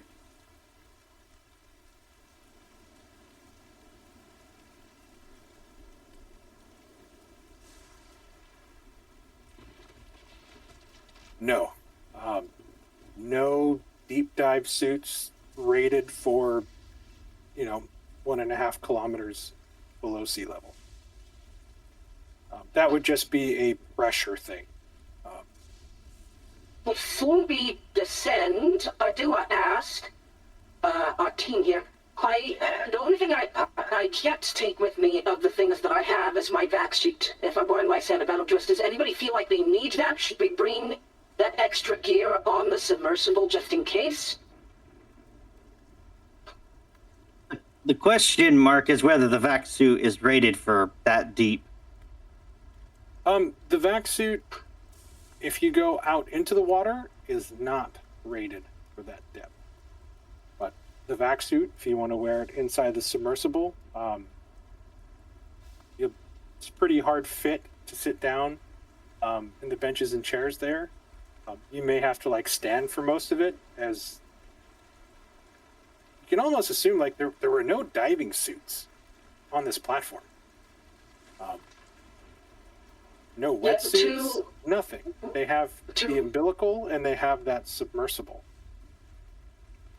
To reframe my question for the team here specifically, does anybody feel like we need an extra suit? I don't know if everybody has a hazmat suit, other than our 2 doctors here.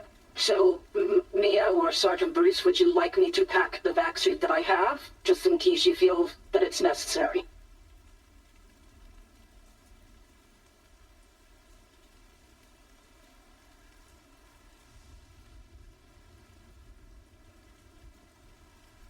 Well, don't say that out loud. My concern was mostly for the potential of hazardous materials. It won't protect you in the same way that a hazmat suit would, but it would be better than nothing. Well, do we even know if we're dealing with hazardous materials? Well, we did get that list of potential hazardous materials before we landed here, so I don't know specifically if we are, but given that there are some here and we don't know the situation of the station below, only a concern that I had for my biologically fragile roommates. There were some items on there that, especially the scientists know, is like volatile acids, combustible gases, like oxygen, like pure O2 tanks, things like that. So there are some chemicals and gases in there that could cause issue, but there was also the list of like 10 other things that were redacted. I will pack the vat sheet just in case. Okay. In the submersible, I can't carry it with me, but I can at least leave it on the submersible, just in case anybody wants it. The umbilical's stuck, so I think we have to take the submersible. Are you serious? Yeah. You walk all the way down to the base?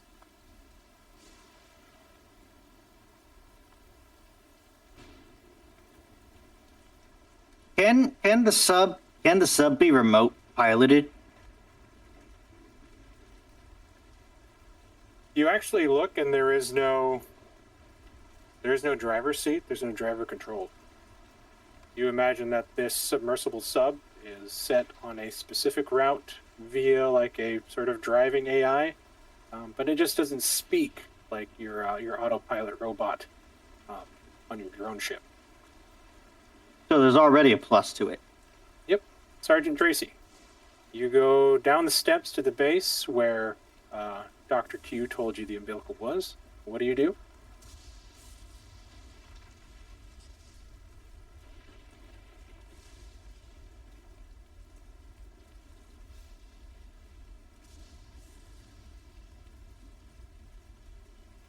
Okay. You press the button, and all of a sudden you're underwater. Something is wrapped around you, and you're being dragged into the depths. Give me a panic check.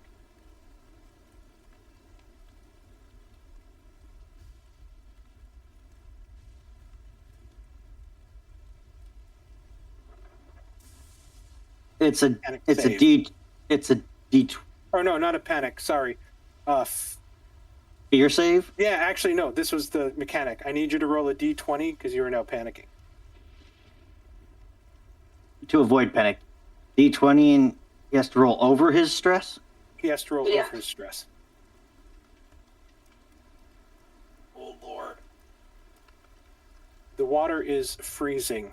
You feel the oxygen being dragged out of your lungs as you are being drugged down into the blackness, the light from up top disappearing. You let go of the button, and you back up from the door, and you immediately begin to vomit salt water. Gain 1 stress.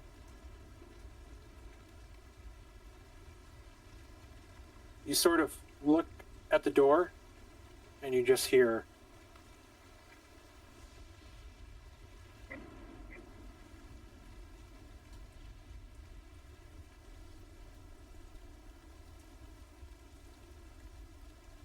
I didn't hear anything if you were playing a sound or something. oh no, nothing happened?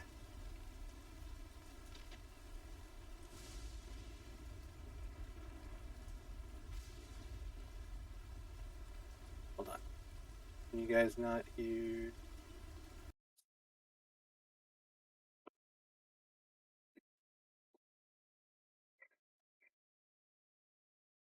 We're getting blips, but no sound.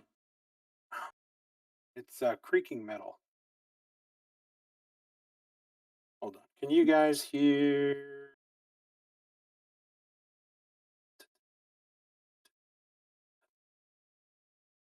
Can you guys hear this? Of course you can, because nothing is playing. Balls. I had this all set up too. Okay, what about this? No. Nothing. Is it through voice mod? It is through voice mod. Make sure that like your echo cancellation is off and noise suppression is off, and then input sensitivity should be pretty low. Yeah. So that way those things come through. That's it. Keybinds. That's good. Controller. Okay. All the settings are the same. Okay. Is Discord going through voice mod? What about now?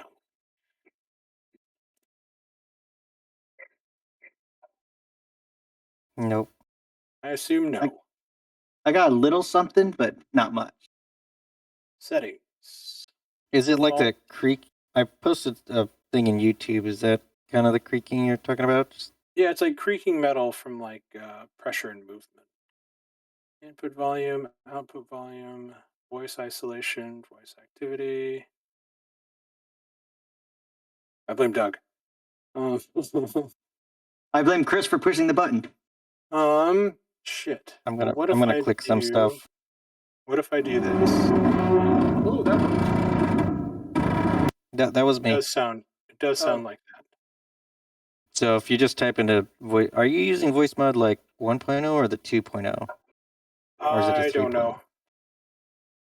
No Okay, idea. well, I just typed in metal So you metal hear creaking. the sounds of metal stressing against what seems to be pressure, as you sort of let go and you sort of back up after like now your mouth just littered with the taste. So you guys didn't hear the voice changer when I changed my voice reading the Slate message. When Yeah, you we did. the boss talking to us, we heard that. Isn't that working then? Here, just a I give second. up. Yeah, but that's what it sounds like. And you sort of give up, your eyes now watery, your nostrils stinging from the salt water.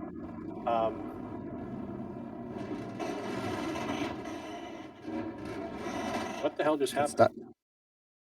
I can stop that sound.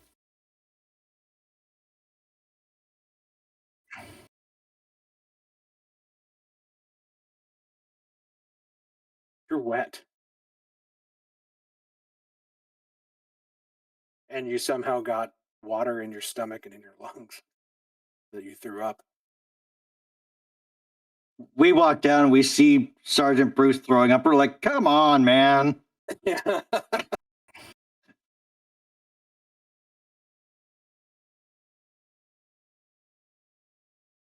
Everything has like a sheen of moisture on it to the touch. Like you can imagine, this is probably a pretty humid place.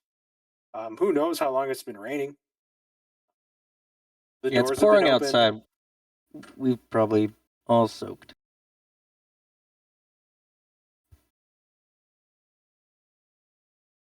Yes, we saw it, and it's disgusting.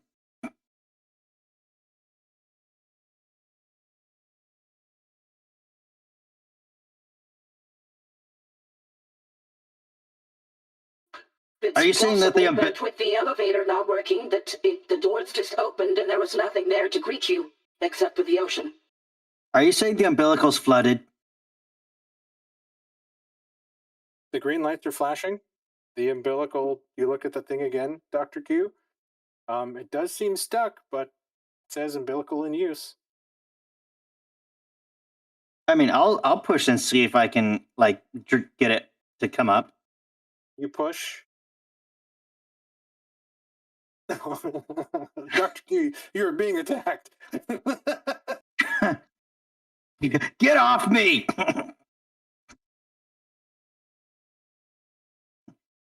There is a sort of panic in his eyes that kind of sobers you up a little bit and sort of look at his face. Like he is a little terrified right now. I don't know. Knowing Sergeant Tracy, I think that's normal. I wouldn't say Dr. no, Tracy, not right. Can you come over here for a second as I bring a little small flashlight up to your eye? His pupils are pinpricks from fear. Dr. Q, are you okay? I'm fine. Dr. Q, as Starsmore begins to look at Dr. Tracy, you push the button. Yeah. You push the button. You just hear, and the thing flashes. Elevator in use. Well, I think that settles that.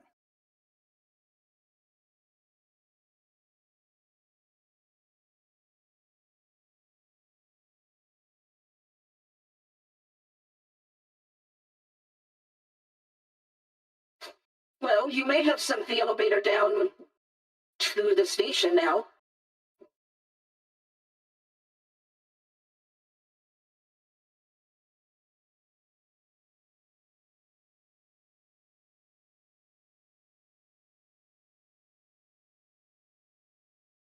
It almost felt like you were in jump space again. Something hooked into your belly button and was sort of pulling you down. Maybe like he was sinking, just Irresistibly being pulled down into the blackness of an ocean. You weren't in this room. You were in open water being pulled down to the depths of this ocean.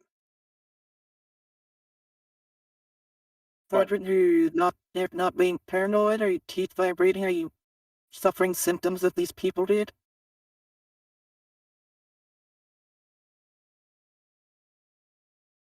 Sergeant, if Dr. you can't Starsmore. handle it, just tell us.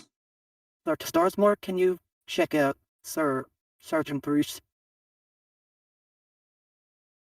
Other than clear signs of fear, I don't seem to notice much.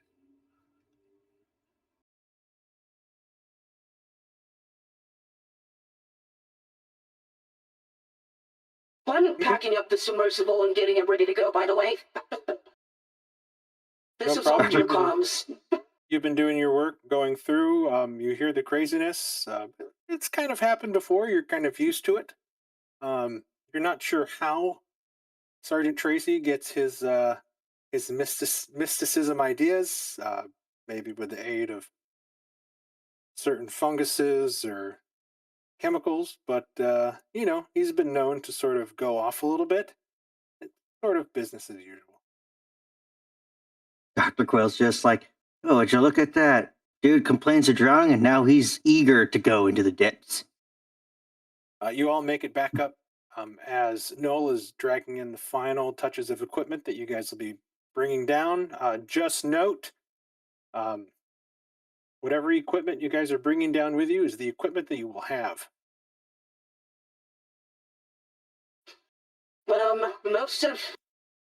Most of my equipment is in my backpack. The only thing that I'm packing extra into the submersible is my vac suit. But I have my standard battle dress, I have all my weapons, I have my mag boots, and then my backpack has a couple other things, but my most of my stuff is in my cyber deck. So there's not a whole lot that I'm carrying. Dr. I will Quayle, not. what are you I bringing? will not be. I will not be taking my flamethrower or my radio jammer. Everything else is pretty much standard issue. Okay. Mia, what are you bringing? My basic stuff, but I'll also bring my advanced battle dress since it has some strength improving in case we need to like move rubble or something down there. But I won't take my shotgun. Dr. Starsmore, what are you bringing? Everything I kind of bought, I was thinking would just be stuff that I can walk around carrying, so I'm bringing everything I got. I'm going to be piloting my salvage drone in front of me because it does have an attached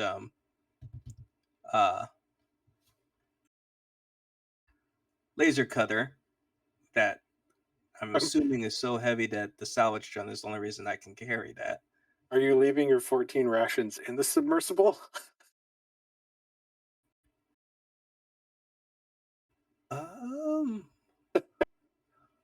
That's a lot of MREs.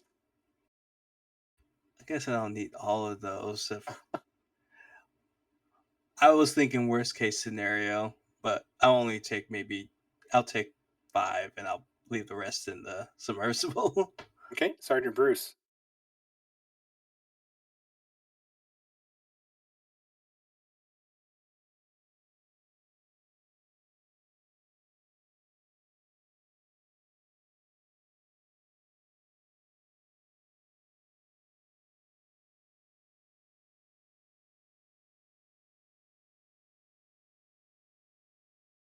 Okay. I will. You guys. Oh, sorry. Go ahead. Let me just double check. I will say that I do have a spare oxygen tank, and I have a rebreather attached with an oxygen tank already equipped on my hazard suit, standard issue. Sounds good. You guys begin to pile in, sort of moving gear aside. It is quite spacious, but there's not a lot of seats. This submersible wasn't meant for like human transport. There is a couple seats up by the front. Anybody wearing any sort of vac suit or like large battle gear will not be able to fit into the seats. So you guys either have to sort of just sit on the ground or stand for the entire ride. You plug in, press the buttons, turn it on. There's just sort of descent to station. You click approved. Things close. It gives you like it's going to take like 2.5 hours to get to the station in the submersible. To distract myself from the thought that we are going underneath the water and going deep underneath, I'm going to be flipping through my tarot cards to see if I can just get any random readings.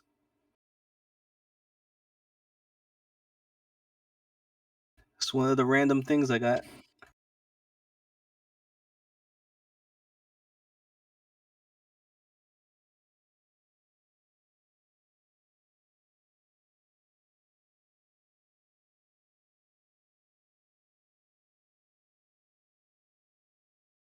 Did the cat come with us?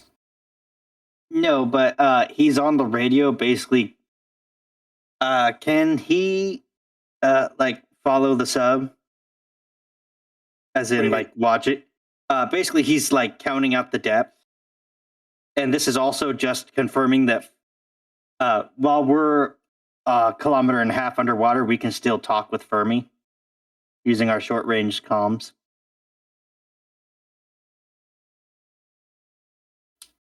You begin to descend in about an hour and 10 minutes into the descent. You just start to hear, he's counting down the depths. You just, Uh,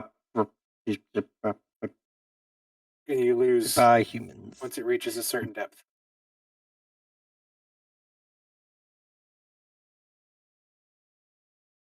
Oh, that's disconcerting. During That the intelligent cat flies off with our ship. ride, yeah, fools. He's just going to continue writing his master code after he knocks over like Sergeant Bruce's bottle of alcohol. Yeah, Sergeant 'Cause he's a Sergeant dick. Tracy. Sergeant Tracy is still pretty shook up. You guys notice this the whole way down. Just sort of keeping all of his stuff, like he's sort of hugging his backpack, like it pretty shaken up as you guys begin to make your final approach to the station. The submersible has sort of like these thick, sort of like glassed alloy kind of windows that do allow you to kind of look out into certain areas, and it is pitch black. But once you get close to the station, the submersible spotlights sort of kick on as it begins to navigate around the crevasses, making its way towards the first level. And you kind of get that sort of like the movie Underwater, as you start to see like everything begin to like show itself. Then it goes down even darker. Like it's not a fun place to be. Dr. Starsmore, why don't you give me a stress check? For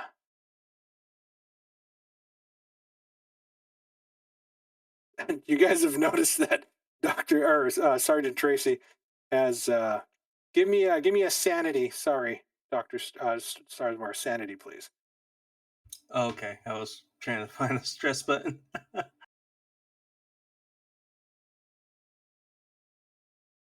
And you guys have noticed that Sergeant Tracy has not stopped humming since you guys have gotten to the submersible. You're good. You're sort of thinking of like different sort of scientific formulae and like combinations of medicines just to keep yourself occupied from the utter despair you're feeling at being so deep in this black, crushing depth of water. And as at that time, the dock begins to load. This sort of like pressurized system kicks on in front as you look, as like air is sort of being pushed out from the door. And the submersible sort of rides the wave as the air stops, comes in, and then this sort of like, um, what's the word I'm thinking of? This sort of like Oculus sort of closes behind you as you float in this sort of moon pool. Warnings pop up for pressure, just to sort of brace yourself as the sort of, I'm not even going to bother hitting the controls because the sounds don't work anyways.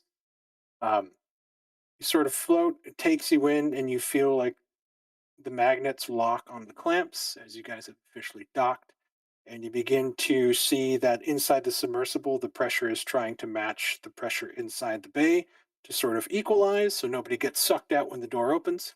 And the airlock cycles with a labored, almost uneven hiss, as if, the sub itself is kind of reluctant to let anyone out. The floors, as you walk out, are slick with condensation, um, almost ankle deep in places where runoff has nowhere left to go, as moisture just keeps building in this moon pool. Um, each step, as you walk through this sort of cavernous bay, almost echoes too loudly, and then the sound is suddenly swallowed. But a heartbeat too late.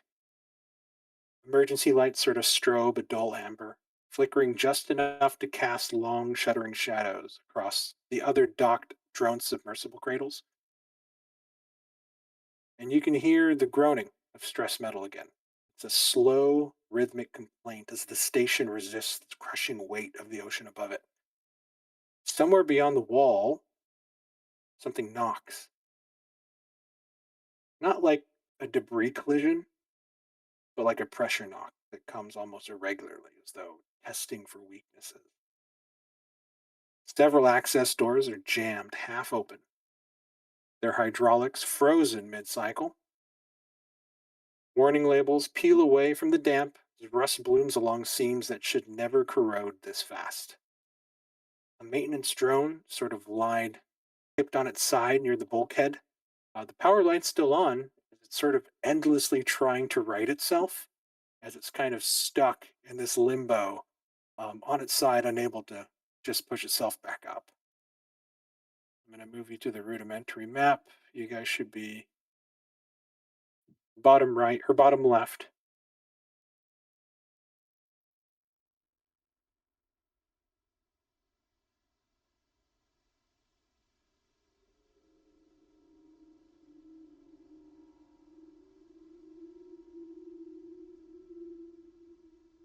Yeah, give me a mysticism check. You guys also notice that the smell inside this room is, it's brine, something faintly organic, and ozone, like overheated electronics. No, you're going to use your mysticism skill. Are you trained in that? Yep, use your intelligence.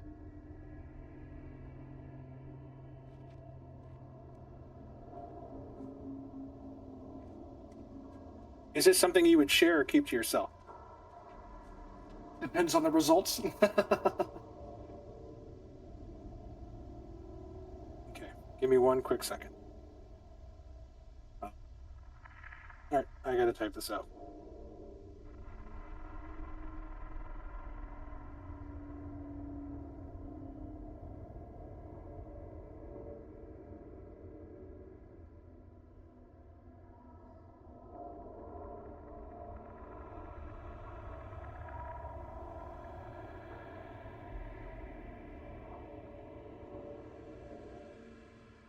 Something's going on with Morris. The token that was here didn't have any names or anything on it. Oh, And no he's multiplying. He's multiplying when I move him. That might be I something don't- on your end. I'm not I seeing think that. that's your end. I don't see it. Yeah. Oh. Try Okay, reloading. let me refresh. Yeah. Every time I drag the unnamed one, there's another one. And I'm like, oh no, did I reveal a monster? Morris More. is the monster. Just realized, should I have had a token for the salvage drone? No, you're fine.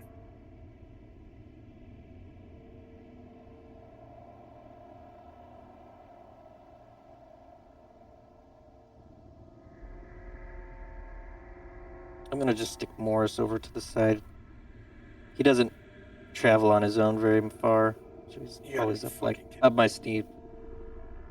Up my sleeve.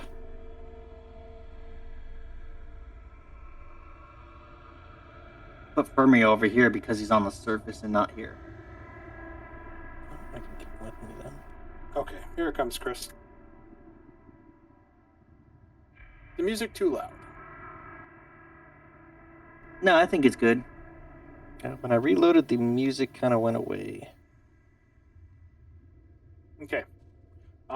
So yeah, the smell is sort of wrong. Ozone, brine, and something fairly organic, like overheated electronics mixed with stagnant seawater. Sound behaves strangely here.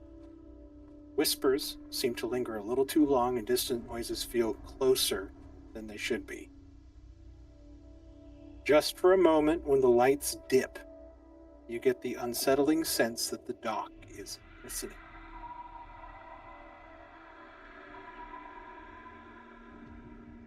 All right, Sergeant, after you.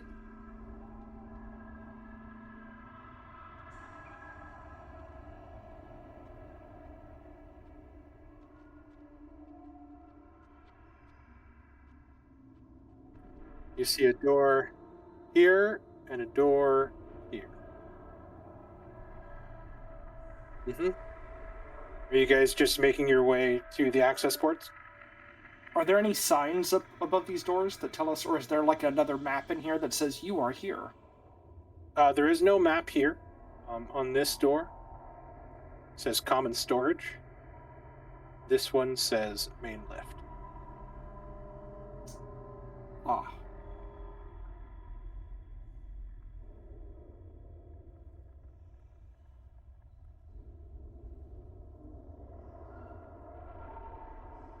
These ones are not automatic. These ones are pressure doors.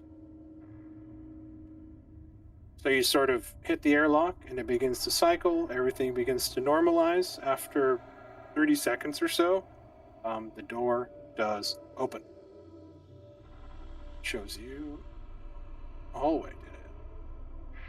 It goes down around 15 to 20 feet in front of you before it makes a right turn.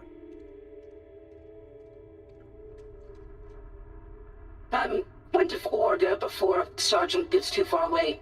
Are we heading towards Harrow to make sure this place is operational first, or are we doing...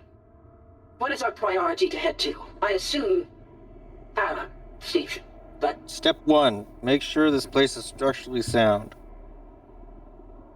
And I believe we need the computers to do so, so power. Yeah. You notice that Sergeant Tracy just kind of takes off again, just going through the door. Not really following protocol of what you should do in this situation. As you sort of begin to make your sweep, you do look and you see on the wall a set of lockers that contain what look to be almost like diving drones that you would wear like an exoskeleton. One is missing. Okay, so there are... I'm making notes on the map, so there's like diving suits out here that withstand the pressure. Yeah, they almost look like little mechs, like Iron Man suits. Okay. High pressure Iron Man suit.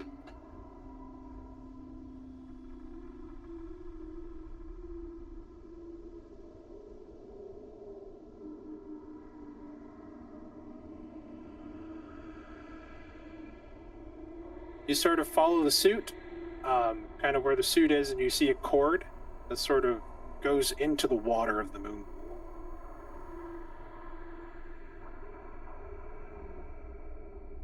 Okay, so somebody might be out there.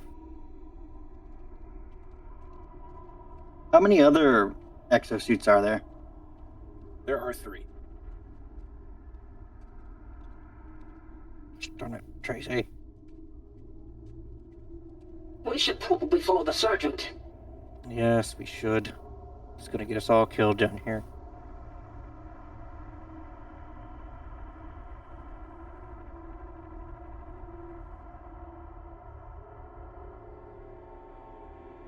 This is the lift that connects to the umbilical up top.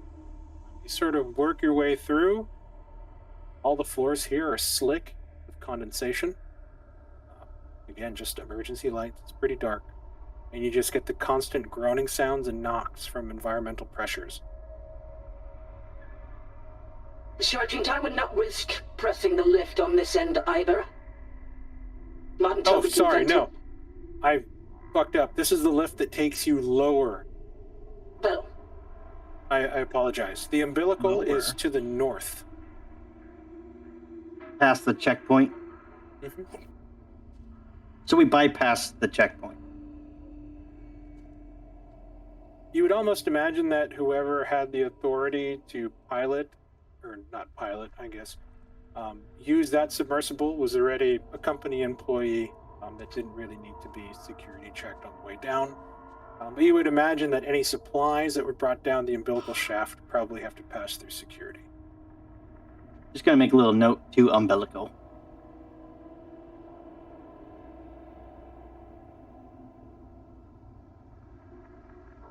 It does. It is.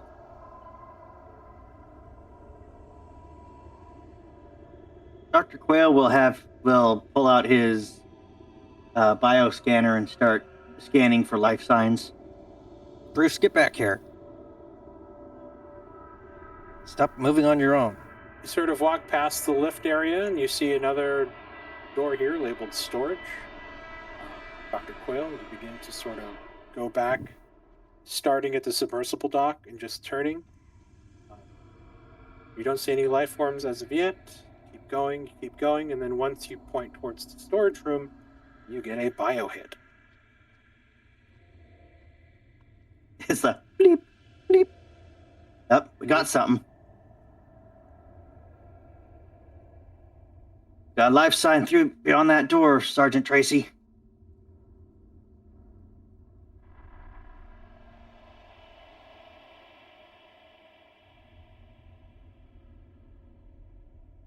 All metal shelving runs from floor to ceiling, most of it leaning at unsafe angles or completely stripped bare.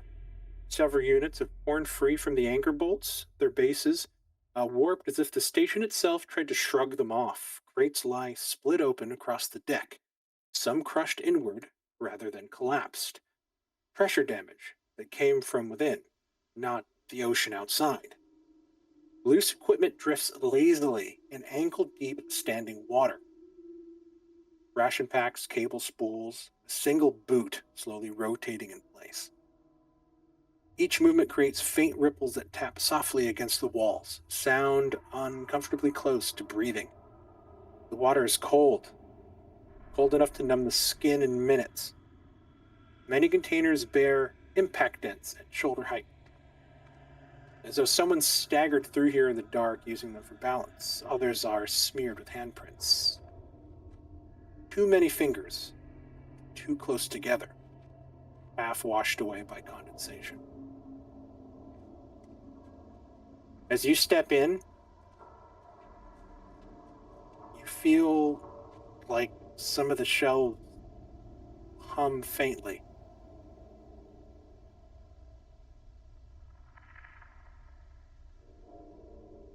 You sort of brace yourself as emergency power lights flicker on and off. When they do, it almost seems like shadows begin to stretch and collapse unnaturally. Give me a sanity check, please.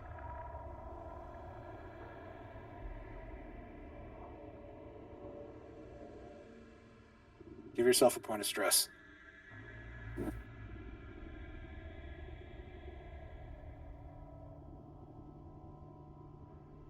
Dr. Q, your life sign is telling you that you're picking up something in the bottom right-hand corner of the room.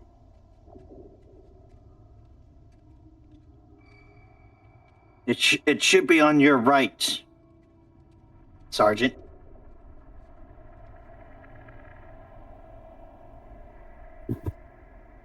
I don't think this scanner gets that specific. You begin to weave your way through the water. You're picking up the scents, smells damp, like something has been stewing in water forever, like a wet dog. There's this scent of like resin coming off of the wood, spoiled rations, the unmistakable metallic tang of rust. As you get closer to the back room, you sort of notice like a haphazard barricade. A small light flickers behind it. You did not see the first time due to the debris and detritus floating in the water, followed by the sound of a cough.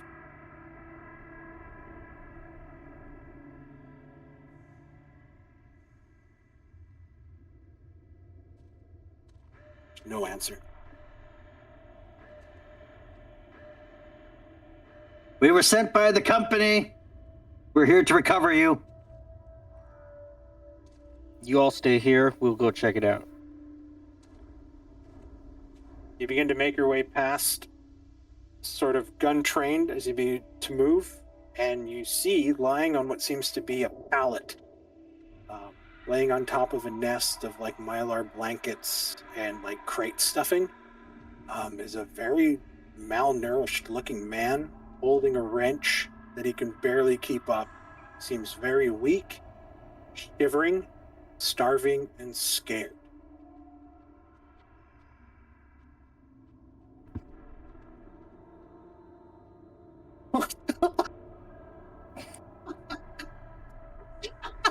We found a target person. Found a person. More. I found a body. I mean person. That's awesome. I think this individual needs to make a panic check. As Dr. Starsmore gets here, Mia's gonna be like, put the wrench down. Since I downloaded all that info into my salvage drone with the scanner, does it pick up their tag on who this is? You don't have a tag on this guy. The only tags available up top are of the 5 that worked on the platform. Okay. I'll just switch to the med scanner to give him a quick scan to see, other than him looking malnourished, if there's anything else wrong with him. He looks at you, he's like, do you have food? Where's all those ration packs? The rations, they rotted a month ago? Didn't you guys get your supply that was waiting up top? We haven't heard from them in over 2 months. The umbilical hasn't been working. The submersible never came. What's your name? Where are you? Oscar Red. Technician. I had to refresh, so I had to close all my notes on... Oscar is a technician in engineering and maintenance. I'll pull out one of my rations and hand it to him. Mark? Are we getting out of here? Can we go? Before we leave, we first need to restore power and ensure that this facility is not going to collapse on itself, as it seems it might, based on the creaking, which is concerning. It always talks like that. But it listens. It's the silence. Mark, I'm gonna go check the security checkpoint. Okay. While that's happening, you go up and you open the security room. And you see that it is a cramped but reinforced station with cracked monitors and one overturned chair. There is a standard ballistic locker, hangs open, completely empty. A helmet rests on a desk, the visor punched in from the side.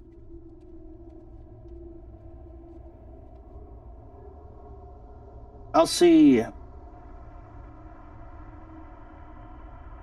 This security checkpoint, perhaps it has like its own independent power source. Maybe the computers work, maybe they don't. I'll check him. You see that the power to the computer does work, almost the same as up top. Seems like right now everything is running off of backup power, indicated by the emergency lights and whatnot. So think of like a Jurassic Park situation. You being pretty intelligent about this stuff would know that this station needs a lot of energy. Having seen multiple downed stations. Yeah, this station needs a lot of energy, specifically to run the pressure systems, to keep it at a pressure equilibrium with the crush depth.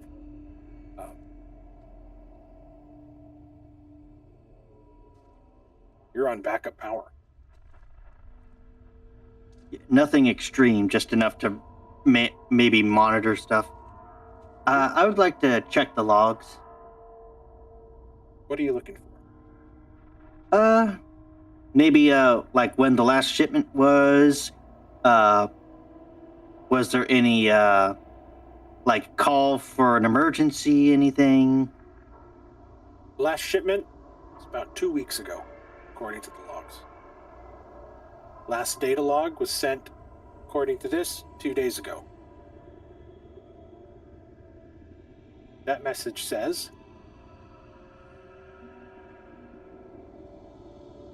green, all clear. Performance is nominal.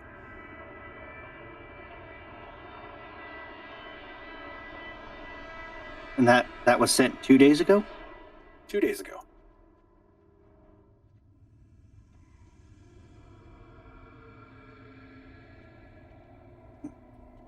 After he's eaten that ration, I'm just gonna ask him a couple follow-up questions. Do you know where the others are? The lower levels.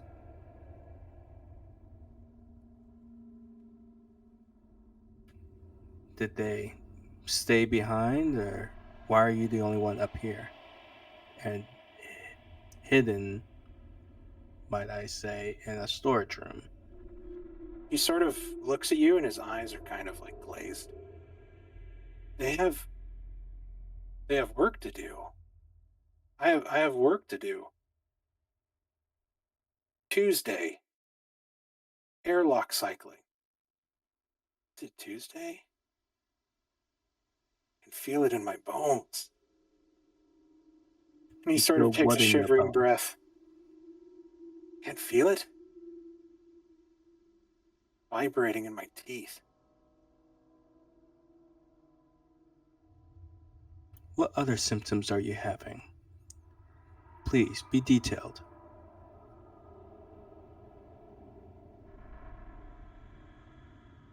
What? The silence.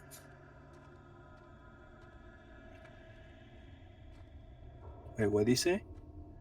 He said the silence, and he sort of whispers it.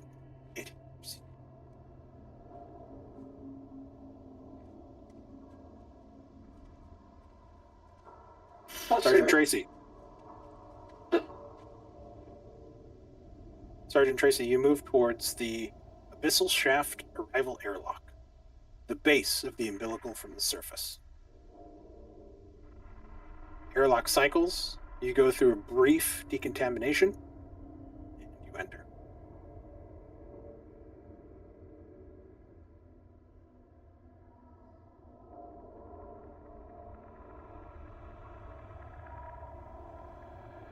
Nothing out of the ordinary.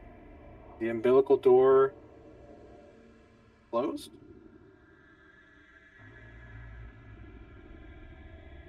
Lights are flashing green. You look at the screen. It says airlock in use.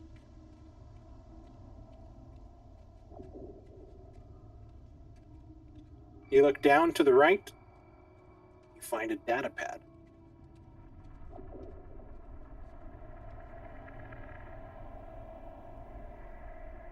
You pick it up, sort of turn it over as the screen's off. You see like a bunch of stickers decorating the other side. But a big red bar directly in the middle of the stickers, you can see that it says maintenance.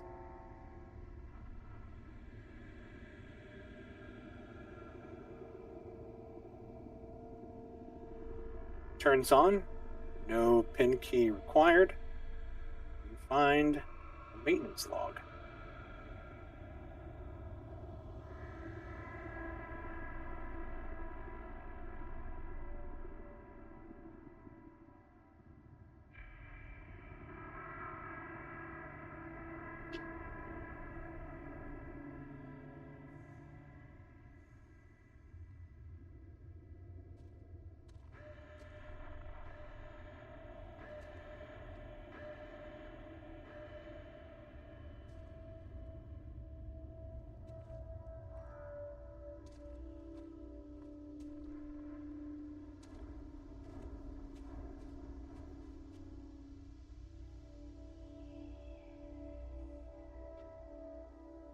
Noel, what were you trying to say? Storage room? I was going to ask Oscar. Well, first, Mark, what day did we arrive here? Like, what is our timeline? When did we get here? We'll just say for shits and giggles, you guys arrived on March 12th, like 2473. Okay. But, Oscar Red, technician, what date is it?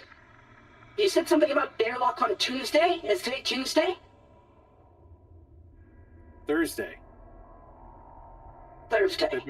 February 14th, right? It's Valentine's Day.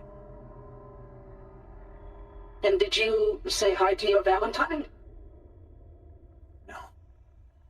We can't communicate like that down here. Do you know where the others were?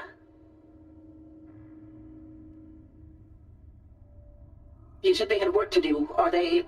if they're below, can you help us get there and help get the station up and running again? Arlo was here. He was in the arrival dock. For the umbilical. And Null. Null was at the security checkpoint. Oh, it must be another model. If it's okay with you, I will go check the security checkpoint to see if there was another android model that was present here. I've got work to do. The silence. Oh, shh. It listens. Dr. Quayle, what are you searching for in security? So Noel and I have had a conversation, and we've kind of confirmed that this says the message was sent 2 hours ago. The surface says it was sent 3 weeks ago. So we can kind of assume there's some time dilation. I would like to try and send a message to the surface if it seems possible. You sort of activate the computer. It does sort of come to life a little bit. The screen is severely cracked, however. You do try to type in a communicate at the top platform, and it's just giving you a signal does not reach kind of message, like error. Like error, no connection available. Pretty much.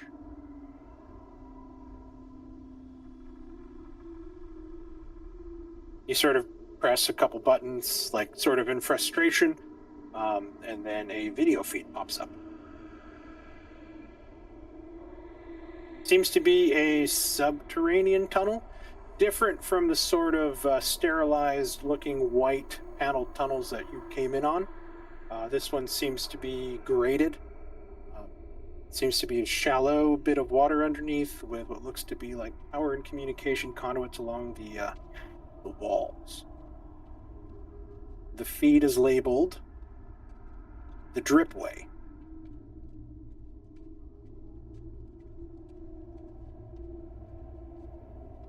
Nothing's happening. Is this one of the cameras a live feed?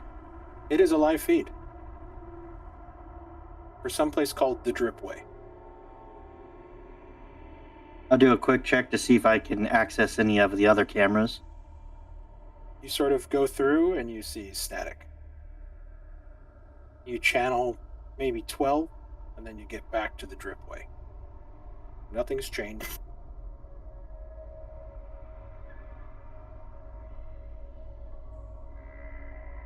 So, what did you get from our survivor? He believes it's Valentine's Day. Also, I think, though it may be hard to confirm through physical means, but I believe Arna Kinney might be dead. Apparently he was at the umbilical, and given that it's flooded, he is either trapped in there and dead, or, it busted open when he was inside there. That may be why its reading is in use. There is a body there, but not one that is able to operate it. Well, I think Sergeant Tracy has confirmed it's not flooded, but it could be just jammed. Do you make your way back, or are you still reading that in the arrival airlock, Sergeant Tracy?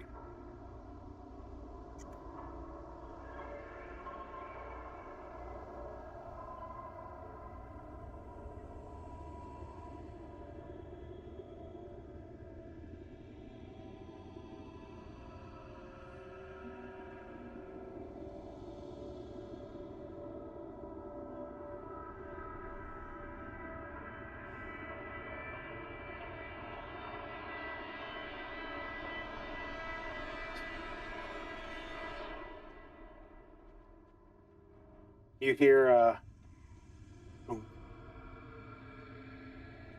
boom, boom, boom, boom. No, you don't hear it. Feel it. Bones. You feel it in your teeth. Give me a sanity check.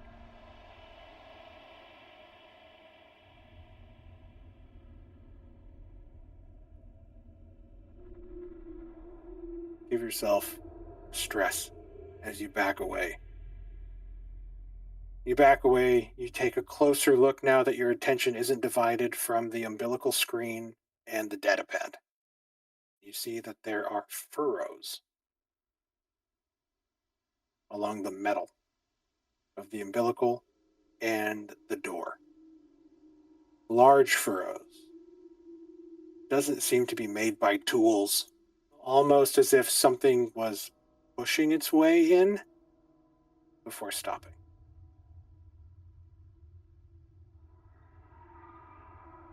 Wrinkles. In this case, it's like a wrinkle, but a wrinkle of something trying to push its way in from the umbilical. Kind of like fingers. But then it stopped. More like long furrows, kind of like almost like claw marks, but not claw marks. Nothing like a handprint or anything. Some sort of pressure event.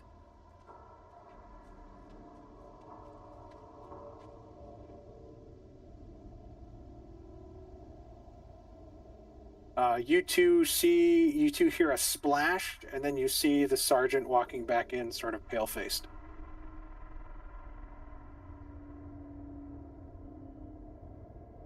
He's gonna talk to you guys. Is the checkpoint dry? I want to get this guy out of the wetness of the storage room.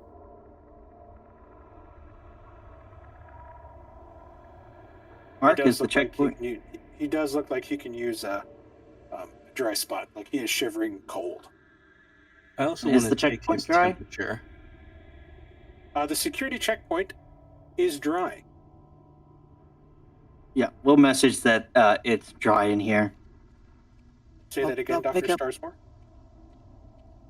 I'd like to check his temperature, see how cold he is comparing to those bodies on the surface that we found, and since he's mentioning similar symptoms.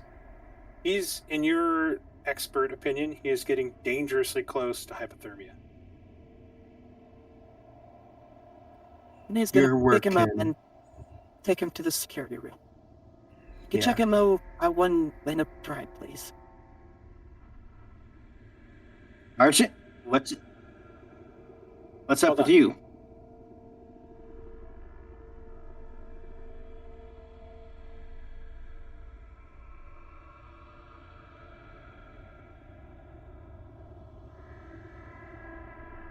Yeah, like, it's strange. Like, the walls seem to sweat.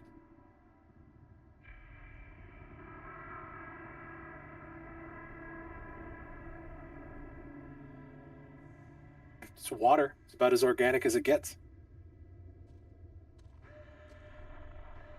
My biomonitor would read it if it was any organic material. As would mine. Are you? Agree, Sergeant. We do need to go lower. However, before we move forward, a couple of notes to address. First, it appears that there is another null unit somewhere on the station. If we're able to find them, I may be able to, in air quotes, temporarily increase my clearance level if they have higher clearance than I do, which may give us access to more parts of the station. Secondarily, if we are dealing with these temporal particles, we have a little bit of a, what's the word? Our requirements for this job are fragmented. They don't align. We have to re-establish operational control, but are not allowed in research zones. I worry of being found non-compliant. But if the only way to maintain operational control is by shutting this down, we may have to enter those zones. I think. I just want people to be aware of that possibility before we do so. We are achieving protocol by potentially breaking protocol. Arlo. And you hear sort of Oscar speak up. Arlo went down below. Something about the airlock cycling. The dripway.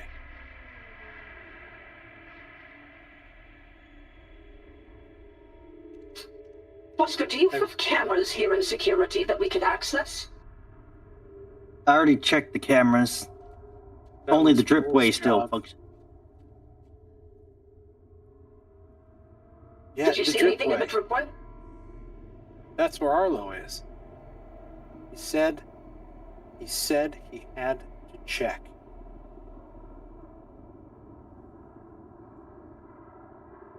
Right. Thank you, Oscar, for your help. Anytime.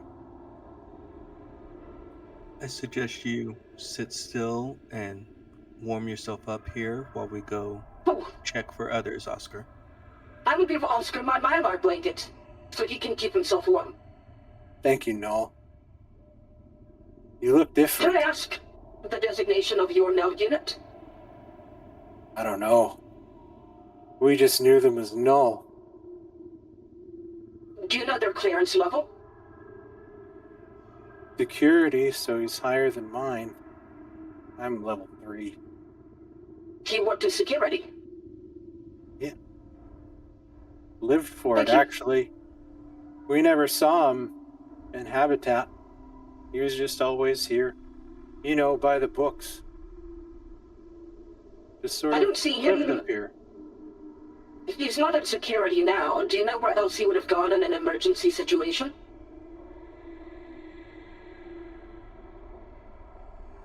Maybe to talk to the Hypothetical. director? Then what for is the director? Spends a lot of time in the research block. Level 3? I don't like Thank it you, down Oscar. there. I'm ready to enter the lift then. Why don't you like level 3? There. The silence. Hard to sleep. Tired. Hey, happy Valentine's Day. Kind of smiled. His eyes are still glazed. And he just starts humming.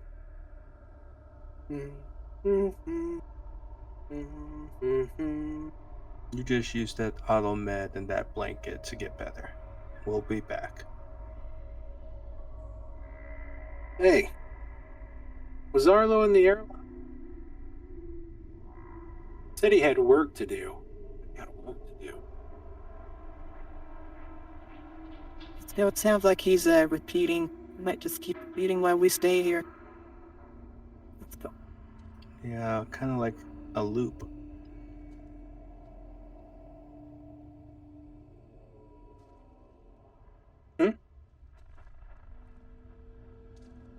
Yes. It also matches the cadence of the knock that you knocked and heard back.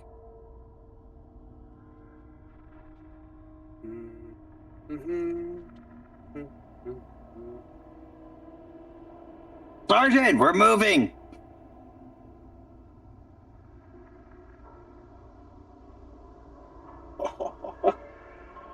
You guys give me body saves. Us? Yep. Well, I think he just Lagozoed.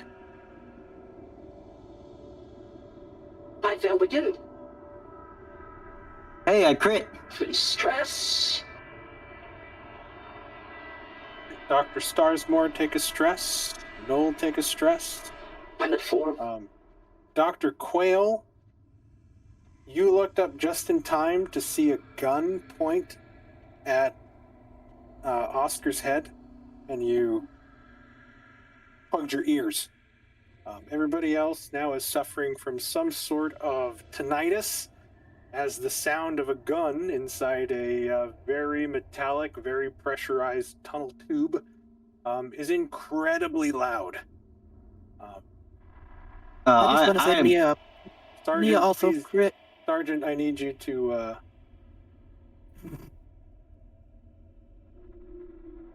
Oh yeah.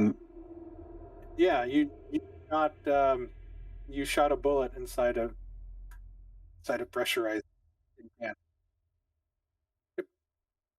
Yeah, Mia also Dr. succeeded. Quayle. Crit Oh, succeeded. same thing. Mia, you look back just in time as well and see it, and you're able to sort of mute your helmet to muffle out the sound before toggling it back on again. As Sergeant Bruce just murdered one of the survivors you were trying to Once again, going off protocol. Yep. I'm gonna. Are we I'm able gonna- to move? Sergeant Tracy, you sort of look at what you did. You look at your gun, you sort of drop it, and you back up. Give yourself a point of stress. We're able As to the move my crumpled tokens. I form- want to. Oh, go ahead, sorry. If I saw him shoot that gun, I don't get there in time, but I just want to tackle and be like, "Put the gun down, Sergeant!" Yeah, absolutely. What are you you doing? actually, there's no resistance to it. As you see him sort of shoot, and then he has like that, what movie was that? Where he just has like this horrified expression, like, holy shit, what did I just do? And kind of drops the gun and backs up, and you just fucking body him to the ground. Instinctively roll him over on his stomach and sort of pin his arm back as you're yelling at him, what are you doing? Dr. Quayle is following right after. He will pick up the gun, and just like his portrait, is just pointing at Sergeant Tracy. It's like, give me one reason. He looks so fucking cool because he's got his hand in his pocket. Dr. Starsmore is immediately going to Oscar's body. He is gone. It was a through and through to the brain.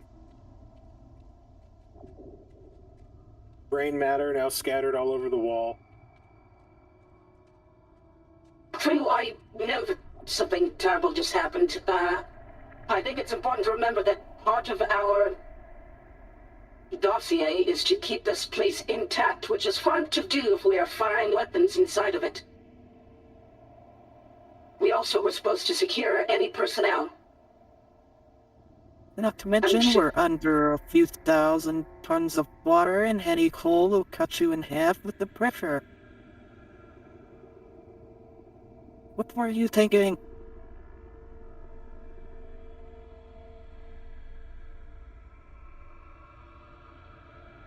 What's that? Speak up. Hear you You now. kind of muffled, so I didn't catch exactly what you said. You Saving just from what? killed him. Is that how you save people? Perhaps I should save you right now. I put the gun to his forehead. The cat is here. Yeah, Fermi's back. Doctor, I would like to hear his explanation first, please. And also, please don't fire the gun in this pressurized area. Tonight, while they're interrogating Bruce, I want to start stripping him of his weapons. You don't get that? But team... well, let's pause on that for a second. Target Bruce, do you know what happened to the last trooper? Do you know what happened to Lagozo? Bruce, make your Oh, case. I don't want to deal with it. Make your I case. would like to hear what the sergeant has to say first. Go ahead, Tracy. I'm just fiddling with the revolvers. Just bzzz. Yes.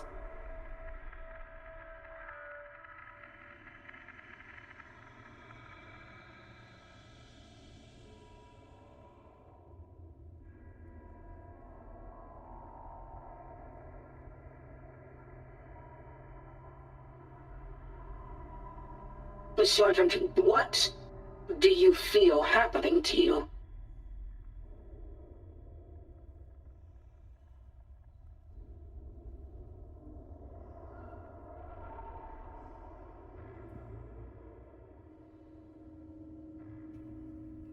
You already took his firearm, correct? Yeah. Dr. Quayle has his revolver. Did you use the revolver? Yeah, I took your revolver. I think Mia has everything else. Doctor,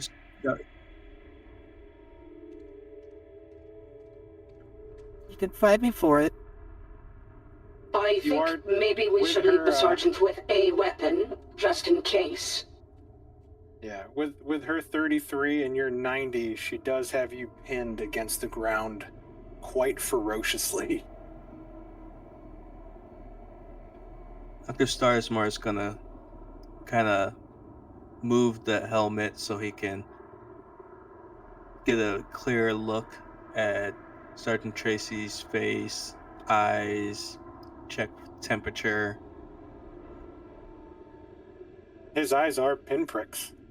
Same as above. There's a lot of fear in this one right now. You know, I don't understand you, Bruce. You take out one of our objectives, and then you tell us that we need to be doing what we're already doing.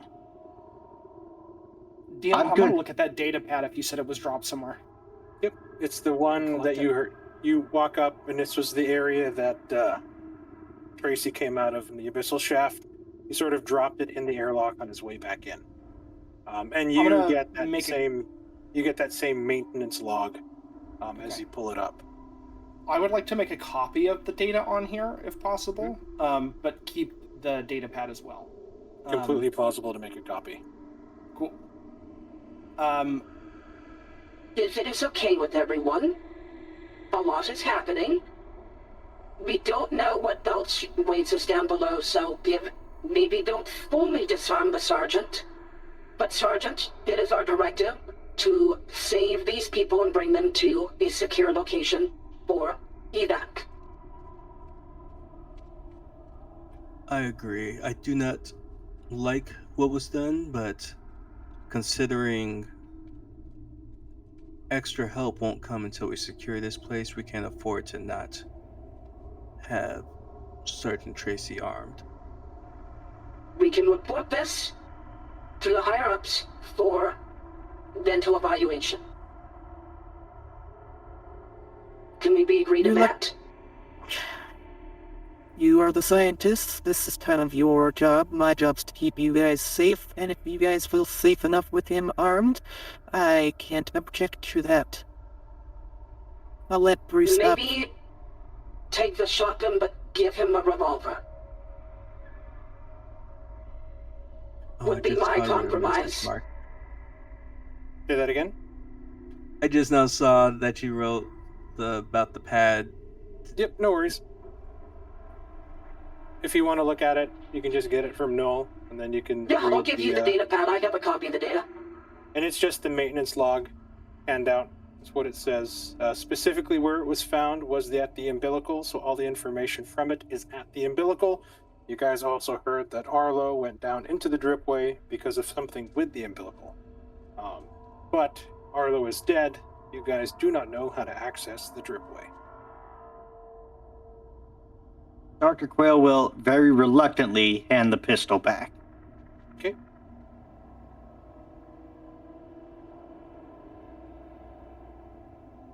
Are you gonna give up your shotgun, Bruce, willingly?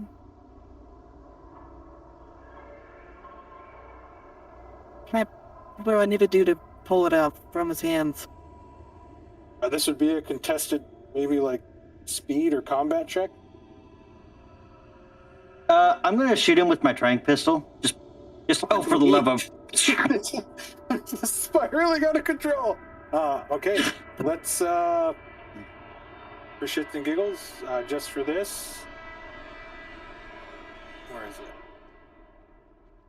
I need everybody to make speed checks as we're gonna go into initiative. I don't know how you do it, Chris, but you always do.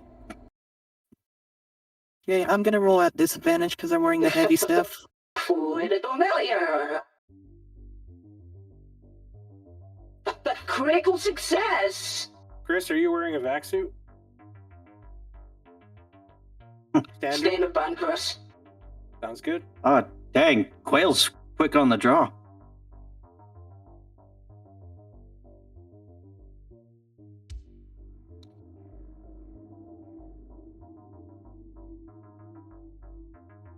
Oh no, we're rolling with it. Yep. You're gonna die, Okay, so that's fine. Just because of his critical success on his speed roll, Sergeant Bruce Tracy, you're going first. You see Mia sort of stepping towards you, almost with intent to disarm, as Dr. Quayle lifts his tranq pistol. You see it sort of pull it from his holster, and his arm begins to rise towards you. What do you do?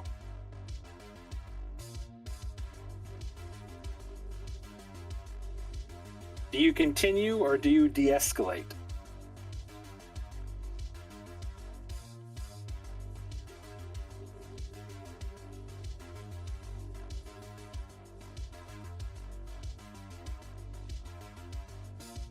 Okay.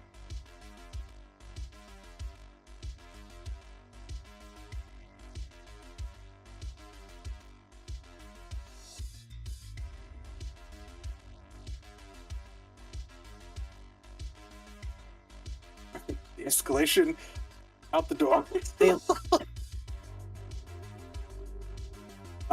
Incredibly quick, Doctor, as you're not even like a quarter of the way up. Bruce trains his pistol directly at you. So I just want to like reference where Dr. Quayle goes. It's like here, Bruce takes it and immediately points it in my face. Pretty much.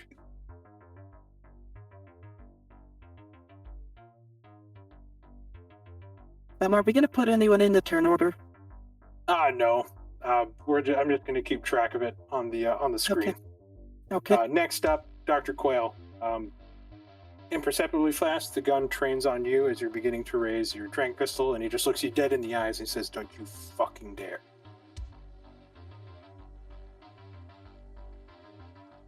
I get this little manic smile and I shoot him. Go ahead and make an attack with a tranq pistol. Just gonna do my combat roll. Chris did not, or Dr. Tracy, or Sergeant Tracy did not say that they were preparing an action to fire if fired upon. Well, that's a critical success. Holy balls. I Oh man. Okay, what does the drink do? He makes a body save, and if he fails, he's knocked unconscious for 1d10 rounds. Sergeant Tracy, does your standard battle dress give you any sort of mitigation to this?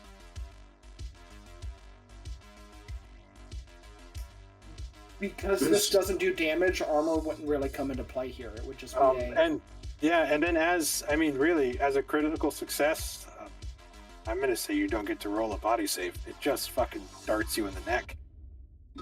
Oh, Mark. So he's like, don't do it. I just give this little shrug and I shoot him in the foot. Oh fuck. Cat's back again. Yeah, I've got fucking 11. It's awesome.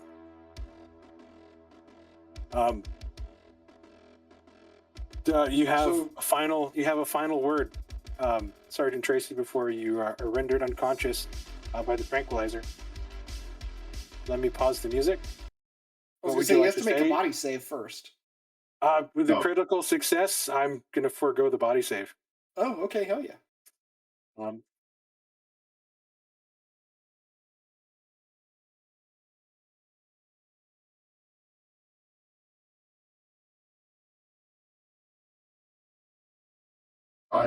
I twirl my gun, holster it, look at me, and I say, deal with this trash. I've got work to do.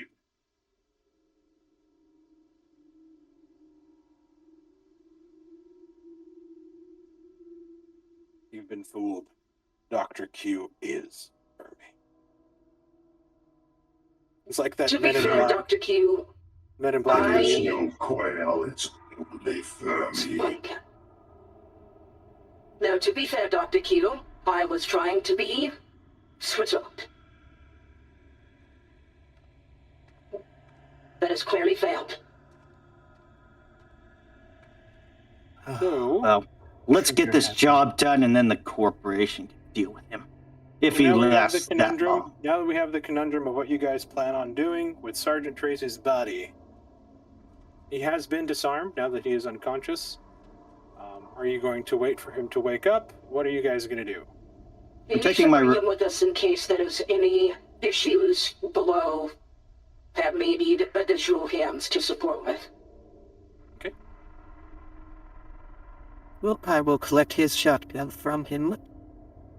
I thought I had rope on my character sheet. I don't see it.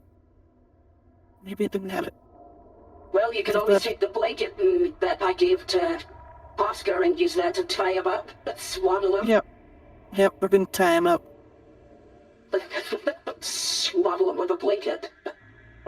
Easy enough. There's no resistance in his unconscious form as you guys sort of begin to slap him awake. We'll just say that the doctor injects him like with some sort of, gives him either smelling salts or gives him like an adrenal shot to wake him up from the trank stupor. Sergeant Tracy, you are violently awoken. Like, do you guys like fully search him, take everything off of him? Just all the weapon, like anything you could use as a weapon. Okay, so like you guys are doing like a full cavity search. Oh, I'm not. I'm letting the other trooper do that. I'll do it. Okay. Apart from the weapons and everything, you see hidden in his rucksack what seems to be a sticky bomb and detonator. Shit. Bad vehicle. Well, that's not staying with you. And just sort of scrawled on the sticky bomb, it says last resort. Jesus Christ. Chris was gonna kill us all. I put that in my own backpack, not that I'm an explosives professional.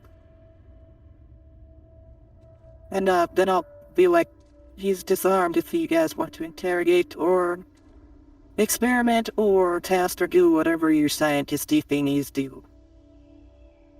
If I may, I think our best course of action is to go down to the next floor. I think the information that we have from Sergeant Bruce is that he is hearing something similar to what was noted on the data pad, and that is causing a little bit of mental anguish. I think we should head further in and try to seal up whatever's happening here with the temporal particles. I'm just concerned about leaving him up here in the security room. But no, bring it with us. Okay, I'll carry the dead weight.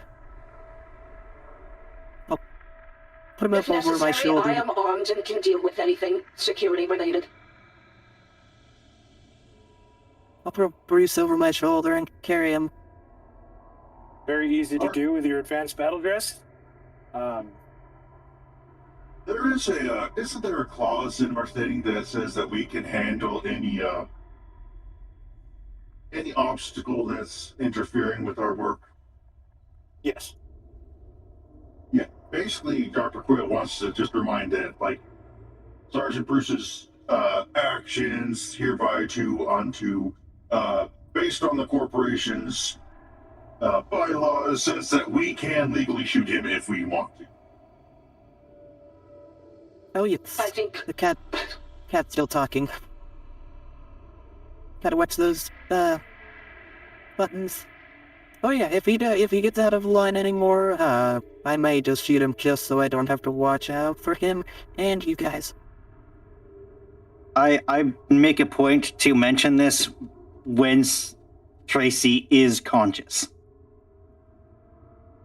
Also, I would like to take note of what the dossier that we collected said about, or the log, sorry, that we said, that there was an issue with the, what was that? Or I guess we haven't gotten there yet. I'll just note down that the log said that there was issues with the airlock cycling, as part of our job was also, marking any compromised zones. So, at least for now, temporarily marking that may be compromised. Okay. And I would put. No problem. You guys sort of make your way towards the lift. Hit the button. The door cycles for a second. And the lift just kind of hums faintly. The entire shaft sort of begins to vibrate a little bit, as if something large is kind of moving somewhere below. The door opens. You guys step in. Upon entering the lift, there's this sort of momentary sense of vertigo, as if you're descending before the lift even moves. The door begins to close. Give me a panic check, everybody. Not a panic check, sorry. Sanity check. Keep saying that.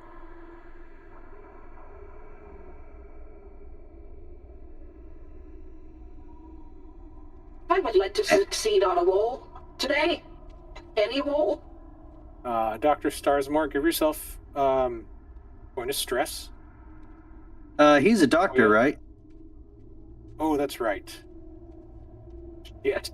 What happens when Everybody... the scientist fails? I completely forgot. We all get an extra stress, and it's 6 now. Alright. Oh, was that supposed to happen with all of them? As a scientist, if you fail a sanity save, everybody near you gets 1 stress. They're within close range. Okay, so that's just the thing about being a scientist. Noel gets 2 stress. Mia gets 2 stress. Sadly, Maurice gains 1 stress. I don't see a place to put stress on, Morris. Do they even get stress? I don't think they get stress. Or is that like a moot point? I think that's kind of moot. They're too dumb to gain stress. Tell that to your cat. Oh, that's what I was thinking. My cat is exactly where he wants to be. Well, I'm saying you're... Whenever your pets take damage, stupid you comment. take stress. That's what I was thinking about. Dr. Quayle is fine. You guys begin to descend. Yes. You take 2 stress as well. This is my emotional support danger noodle. It takes only about 30 seconds as the lift goes down. Ping. You've arrived at the habitation quarter. You're looking north, south, east, and west. Very long corridors. I'm just going to reveal the map because whatever. We kind of know the map. This one is shaped more like a ring. Probably 20 feet out from the lift. That's still not what I wanted. There we go. Nope. There we go. About 20 feet out from the lift is another sort of circular hallway, and then another hallway continues out. This one does have signs. Each one, you see medical to the north, crew quarters to the south, galley and kitchens, crew quarters to the west, galley and kitchen to the south, and common area to the east. What was the Mia? north again? The crew quarters to the west. Does the Mia? bioscanner pick up anything? As of right now, the bioscanner. Oops, that's the wrong one. As of right now, the bioscanner does not pick up anything on this floor. Dr. Starsmore, Mia, perhaps you could take the problem to medical and see if you can straighten him out. Noel and I will search these other areas for survivors. Quite If you with need- that assessment. If you need help, you call and I'll come running. I don't like leaving you guys wandering off without some protection. Especially if this vibration or whatever causes even soldiers to shoot people. Don't worry, we'll keep an eye. We'll look for each other. But for you, I assume we should start with the crew quarters. That's as good a place as any. As you begin Then to smart move- rifle drawn, I will move this way. As you guys begin to move, the air grows heavier, thick with moisture. If you're not wearing any sort of suit, exposed skin, it just begins to cling to you, clinging to your fabric like a damp film. Every breath feels slightly resisted, as though the station itself is reluctant to let anything move freely here. There's a low vibration that hums through the floors and the walls, deeper than machinery alone should produce. It's not loud, but it's constant. A resonance felt in the chest more than heard. Occasionally it stutters just for a fraction of a second, like something enormous shifting its weight. The temperature is uneven. There's cold pockets. They drift through the lobby, rushing past like invisible current. They don't behave like normal. They linger, then slide away, sometimes seeming to trail alongside you or next to a specific person before dissipating. Overhead lights flicker weakly, reflecting off pooled condensation on the floor. The reflections ripple even when no one moves. The sound of distant metal creaking echoes through the habitation ring, stretched and distorted by a circular corridor, making it hard to tell how far away anything really is. Every surface, benches, railings, wall panels, slightly slick, not just wet, but faintly tacky, as if the moisture has picked up residue from long-term habitation, or something else entirely.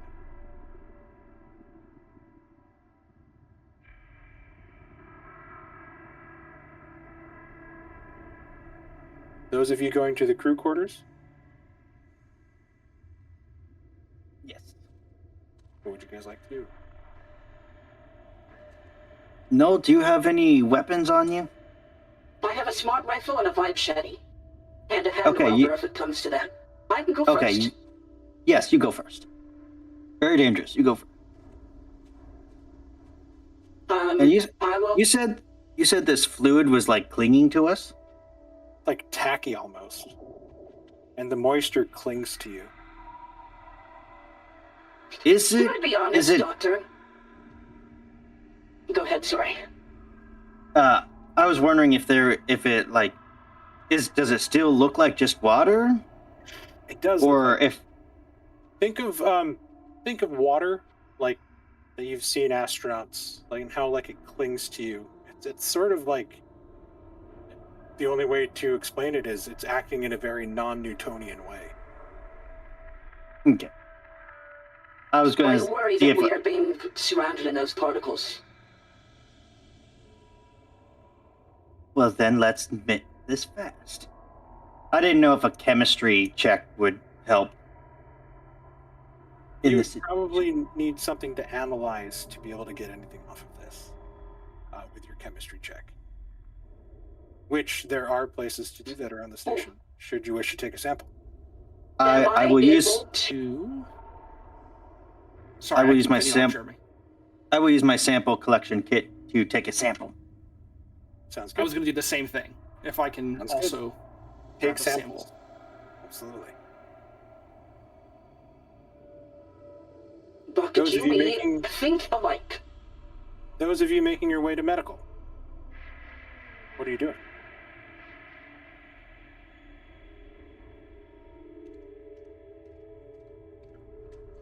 It is quiet.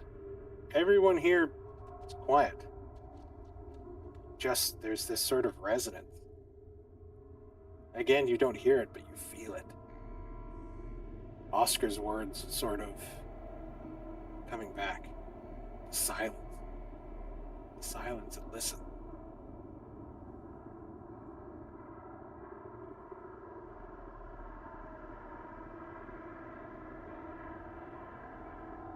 Well, definitely gonna see what supplies are in this medical area, and if there are any beds we can throw Sergeant Tracy on, Okay. so I can get a better look and see if we can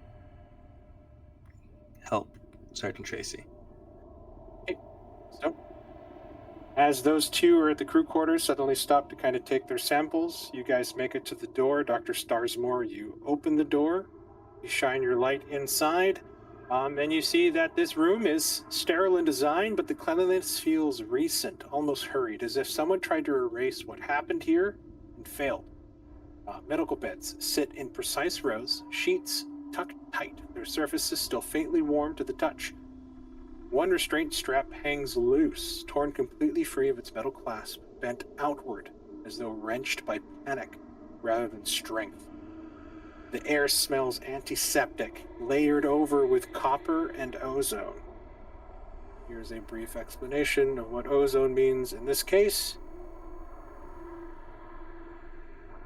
A portable diagnostic screen flickers violently. Readings collapsing into static whenever the low hum of the station deepens, as if something unseen is interfering with the signal.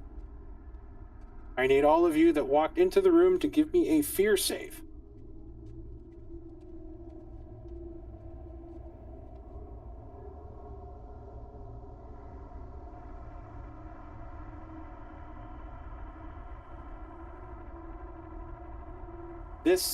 You just shot a guy in the head.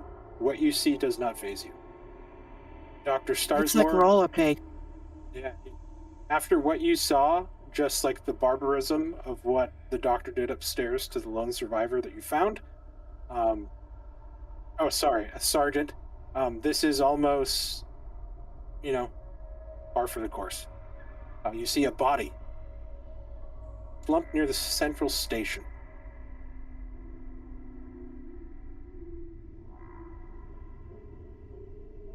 What do you do? I will cautiously approach the body and examine it with the med scanner. You see that the exposed skin is marked by burst capillaries and deep bruising around the wrists and his chest. Injuries consistent with self-inflicted restraint. His face is frozen in a look of exhausted terror rather than any sort of pain. In his right hand, you see a pen.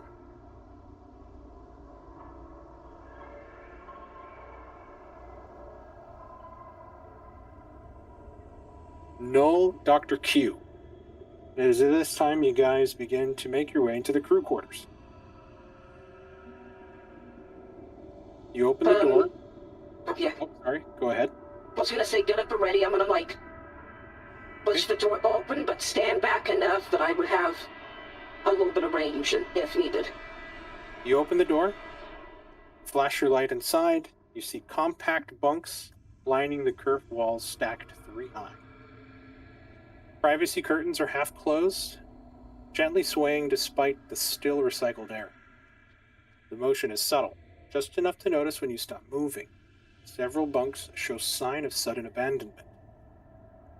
Loose shoes tucked halfway beneath frames, data pads left face up, looping static, folded blankets as if someone stood up mid-motion and never returned. The air here is stale, heavy with old sweat. It's a very personal sort of smell. Old antiseptic wipes, that tinge with a sour scent beneath it all. You move into the room, your footsteps sound wrong, muted, almost absorbed by the floor. In a few bunks, mattresses are indented, not with bodies, but the memory of their weight, as if something is laying there longer than it should have.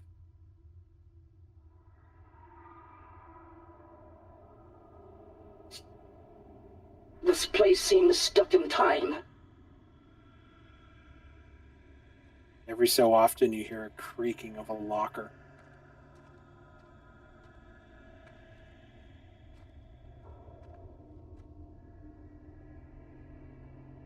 If there is someone here, I would appreciate it if you announce yourself. No one has taken responsibility. Then, Doctor, I believe we are alone in here. Moon's haunted. Any heat signatures on my infrared goggles? Yes. On a table, next to a couch by an open book, seems to be a mug registering heat. I will start sift. Go ahead. I was going to say, I'll make my way over there and see if anybody's nearby. I will sift around and see if I can find any bodies. Okay. You begin to sort of move around the room, starting to move towards the bunks, checking the curtains that are half open. One of them looks like it's been ripped to shreds. The rest of them look normal. You slowly open each one. No bodies inside. Your bioscanner doesn't indicate anything. Null, you make your way over. And this is a really hot mug. You sort of lean down and sniff it. Black tea. Like just poured hot water. No heat residuals on the couch. No heat residuals anywhere else. Just... Oh. Dr. Q, you go through, you find a data pad. Blinking. Lying next to a pillow.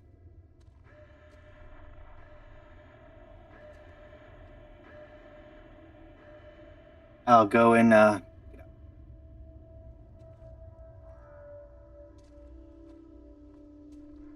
You look closer and the datapad screen is cracked along the edge, the display flickering faintly. as if reluctant to stay lit. The interface shows a personal journal file, not an official log. The timestamp indicates it was written less than an hour before Bathos 9 went silent. Take that for what it's worth.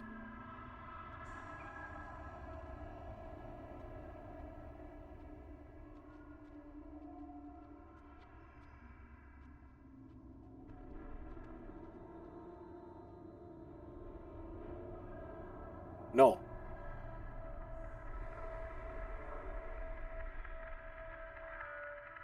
Scanning with your infrared in the room, moving away from the mug, you now see what look to be deeper pools of blue, almost purplish black, moving through the room. Cold spots.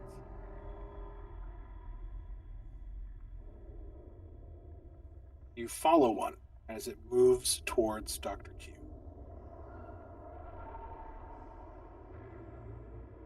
You watch as it bypasses him and settles down in a bunk. One of the bunks indented, but didn't return to its normal shape.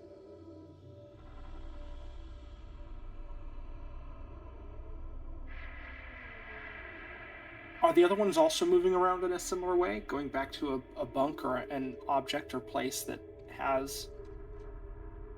appears that somebody should be there, sitting in it or using it? You watch as one moves right by you and you sort of turn and it sits down next to the mug of tea. Check this out, no. I have... Oh, that is interesting. I have my goggles on, which is showing me temperatures in the room.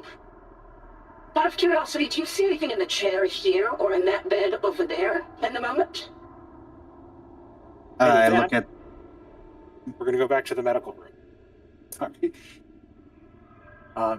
Mia has just sort of placed the doctor down, told him not to move, or the sergeant down, not to move. Dr. Starsmore, you've sort of finished examining the body, noticing the pen in its right hand.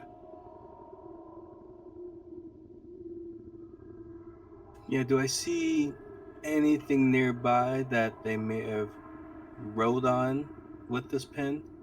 You do. You see a small note scribbled on what seems to be Helix Marine corporate notepad.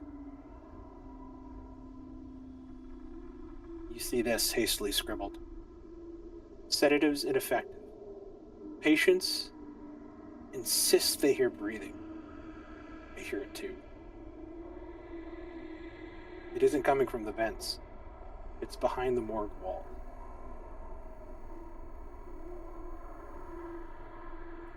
I read it out loud, and then after reading that last line, they're hearing breathing behind the morgue walls.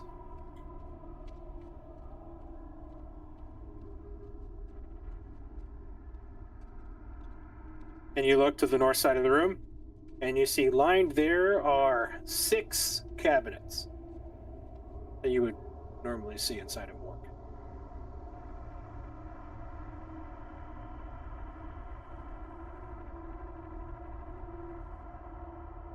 Barely heard that last part. 6 cabinets that I would what? That you would see in a morgue, body drawers. And there's 6 of them on the far wall to the north. Unmute myself. On the other side of those morgues, based on this map, would be the outside, the water? Yeah, it would just be the bulkhead.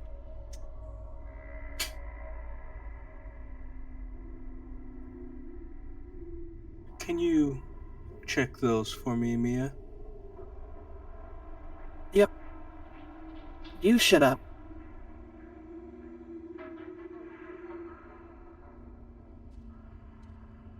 So I'm gonna do like a... Open it quick and put the shotgun in there in case something jumps out. And do that a couple of times. Okay, so you sort of get yourself ready. You have the shotgun braced against your shoulders. You reach out and touch the handle. You grab the handle, and you're underwater. You're being dragged, Manhandle. pulled No. inexorably down. Oxygen is being pulled from your lungs as you're screaming, trying to fight, but this force is pulling you lower and lower and lower. Dr. Sarsmore, you see that Mia isn't moving. She just sort of touched the handle and she's kind of frozen there. Mia, give me a panic check. Yes, time to panic. Panic, panic, panic, panic, panic. Is that just the D20? Yep, and you need to roll more than your current stress. Yep, that's more than my current stress. Dr. Starsmore, you sort of begin to move, noticing that she's not responsive, and you sort of take a step towards her as she releases the handle, and you watch as she falls to her hands and knees, and she begins to vomit a large amount of water, and she is coughing.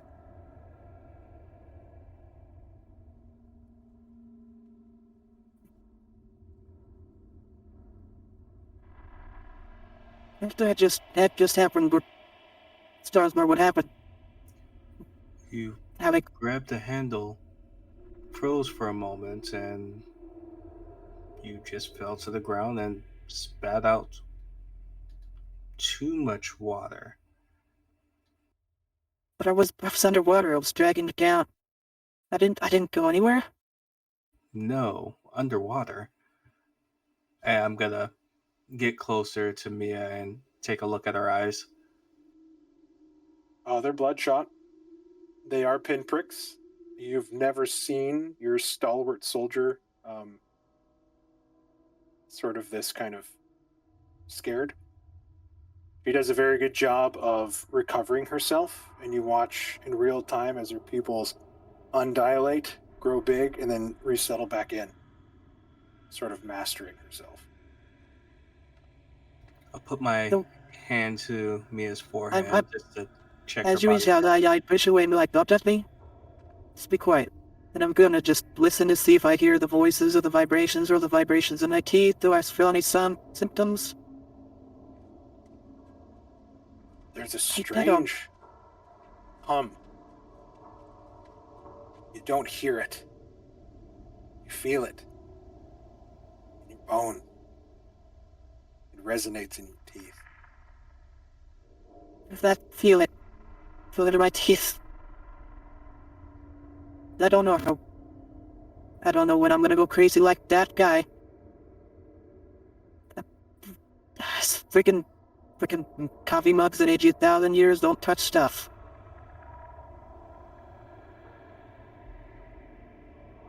And with that, we're going to go back to the crew quarters. Dr. Q, no. Yes. I'm really not good at one-shots, guys. I apologize. That's fine. If everybody is okay to play for just a little bit longer, we can pick up next Friday if everybody's free. Just to finish it. Friday.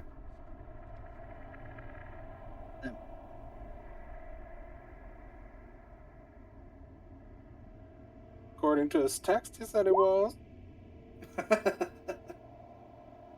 Calling him out. Yeah, I'm available next Friday too, so that works for me. I'm free. Okay. Let's play just a little bit longer, since we did start like 40 minutes late. But let's go with Dr. Q and Null in the crew quarters. Dr. Q, I think I am seeing ghosts, though not in the way that I would have expected. I think these, and I'll kind of give him like the infrared goggles. I think clumps of this matter, which demonstrate no heat, have left a kind of timestamp of somebody's motion through the space. Very interesting to observe and see if you want to look at it. Dr. Quill will pull out his own infrared goggles and put them on. You put them on and you can follow the cold spots. The same sort of cold spots that you felt outside, moving around. And they're going into bunks, onto chairs, moving about. Yes, that's very fascinating, takes them off. But that's not what we're here for. We're here to get this place back up and running. That's true. I would like to try to find the bunk of Dr. Orlov Rasputin who worked on temporal materials, if possible. You think that he might have some answer to this temporal problem we're having? That or a clearance badge to get us into labs. To hopefully deal with this problem. You look around. He doesn't have a bunk here in the crew quarters.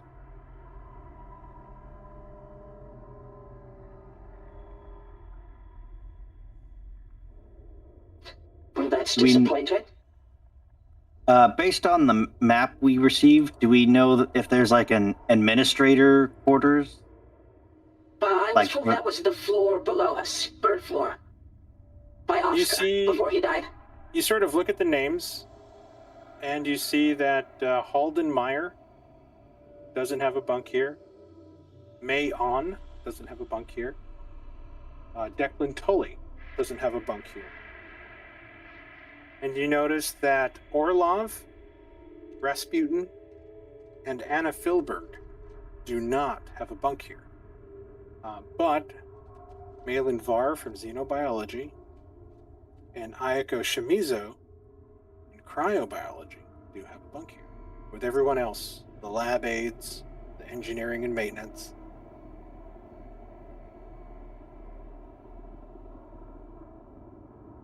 So yeah, I think we should go a floor below. We can check the other areas to see if we find somebody alive, but I think going to the administrator, which is also where Oscar said their node unit should be.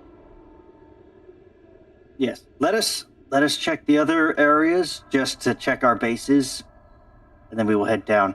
I will contact the other team and say Noel, as you approach the door, not looking back when you first entered, you see that there's sort of like a cork board. Sort of directly in the middle, you see that there is kind of like a ripped piece of notepad that was sort of stuck directly to the middle as all the other ones sort of fell off around the edge. You find this note.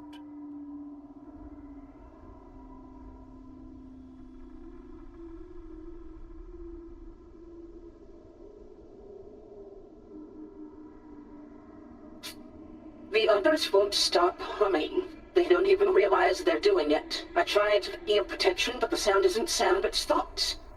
When I sleep, it changes the dreams. If you hear the silence, run from Ayako, who is our cryobiologist. Interesting.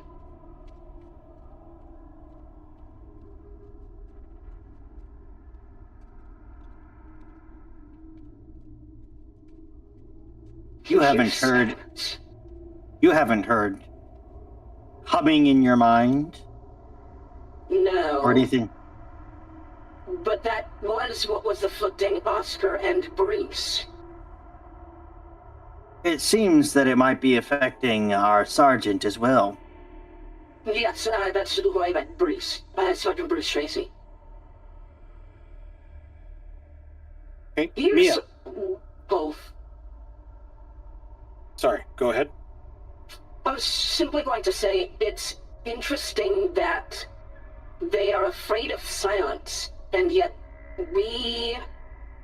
So if this is thoughts, I wonder if the silence is an absence of thoughts.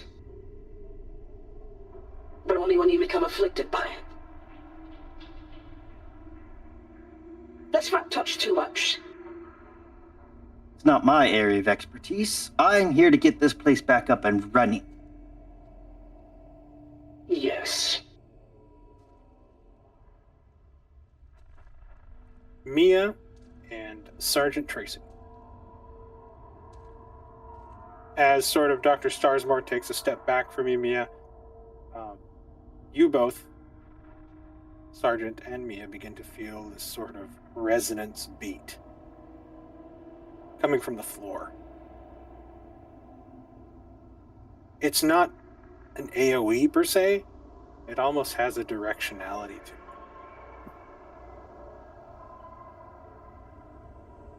You begin to step around Mia as the sergeant is still kind of bound in his mylar blanket, trussed up like a swaddled baby, poor guy, sort of in the corner. And you begin to step in your suit, feeling the vibrations of the resonance kind of going through it and your body as it leads you over towards the corner. Is Mia doing this? That's Mia, yes. What were you talking about there, Sergeant? Yeah, just give me a strength check. You're gonna flex and bust out of there.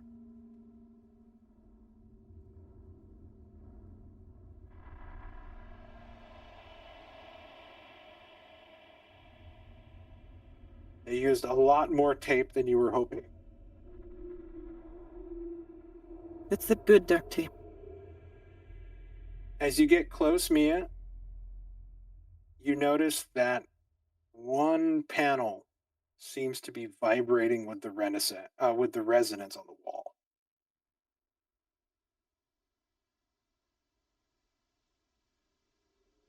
It's sort of like that weird, like in the butterfly effect, when his power would activate and everything would shake. You're actually looking at one panel shaking while every other panel on the wall is still. Give me a sanity check.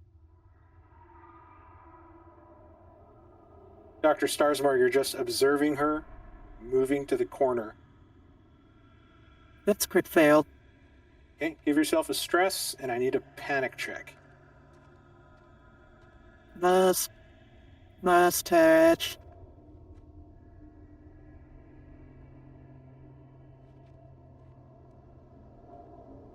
We need to... I'm making a panic check. I don't think I panic here.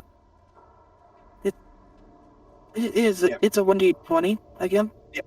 1d20, and must roll higher than your current stress, which I think you do. Still higher than my current stress.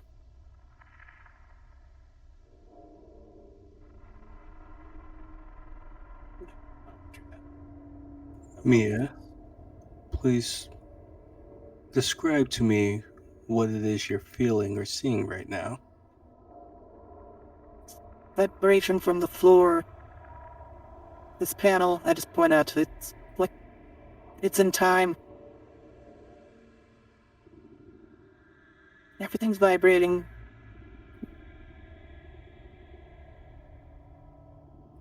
Sergeant Tracy, did you observe this as well?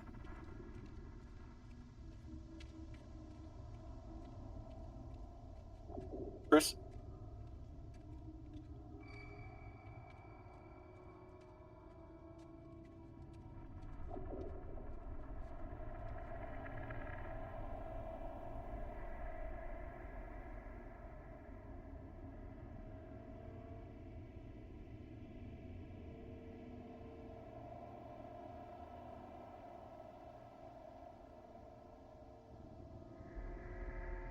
Mia, what do you do with the panel? Well, the last time I touched something that was supposedly vibrating, it caused all this sound I don't want to touch it. Okay. Do you You begin to sort of back away from it. It still moves. It still looks like it's vibrating. This almost subharmonic, like, sort of vibration.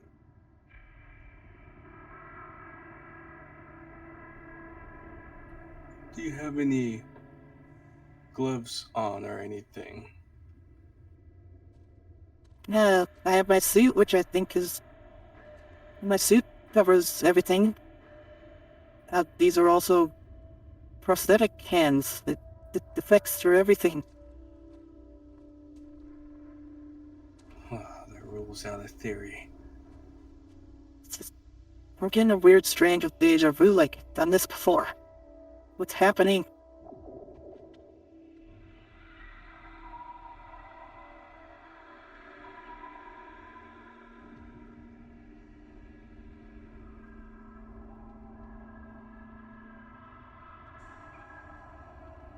Yeah, you sort of get your fingers in there, as it's only really bound like your shoulder up to your elbow, so you can kind of move around, but it still restricts your movement.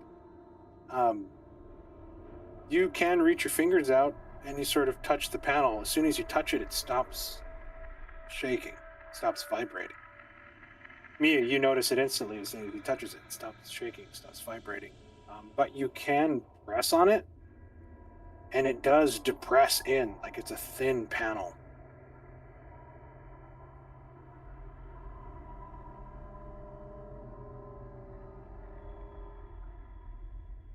It's going to be pretty hard when you're bound.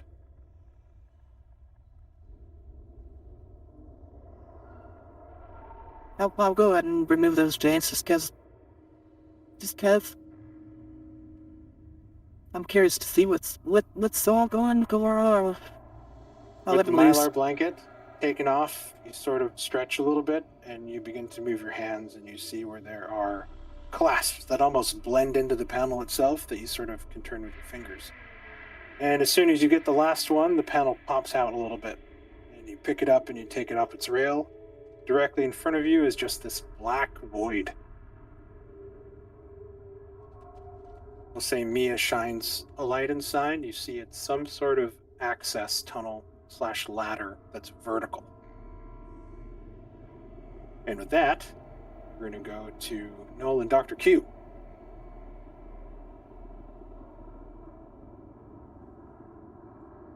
Making their way to the Galleon kitchen. Would you like me to go? Would you like me to go first again, Dr. Q? Yes. Same thing, I'll open the door and step back in case I need to be a little bit of range. Yes. Pop open the door, and it's like a swing door. So you sort of kick it open, and there's a moment where it's open, and then it closes, and it begins to swing back and forth. Sort of making this sort of unsettling moment where you have vision and you don't have vision. In a horror movie scenario, I did the scariest thing I could have fucking done. Yep. I will, when it swings towards me, I will try to catch one side with my foot so I can peer in. I don't want the doors swinging inwards. I want them outwards so we have better viewing of what's in there. I'll grab the other one with my hand with my revolver pointing in. Now with both doors open, you see that the galley is a dim, forsaken space of cold metal and shadow. Flickering emergency lights cast sickly orange glows over overturned trays and scattered debris, while faint, lingering scents of old coffee and spoiled nutrient paste hangs heavy in the stale air. Food packets drift eerily in a thin film of water, caught in an unsettling silence, broken only by the slow, unnatural cycles of the refrigeration unit. It's too sluggish, almost alive. The room feels abandoned, tense, with an unseen presence, as if waiting for someone to awaken.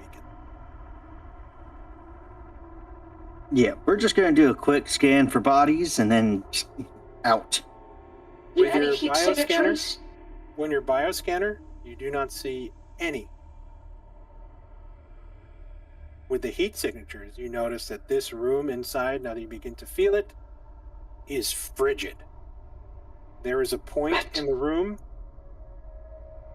over here that seems to be the emanating spot of this very, very, very cold air.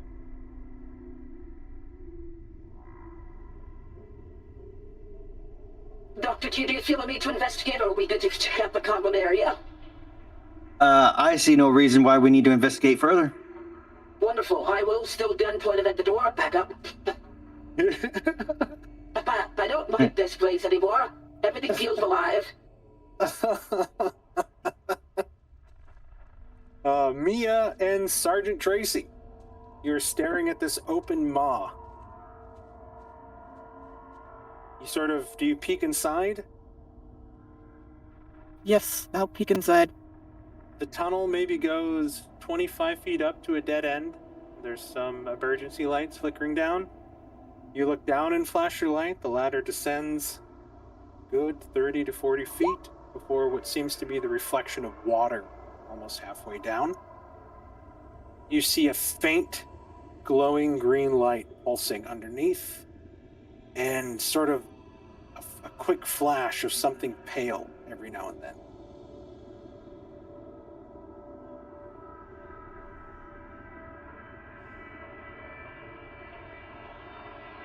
What about it?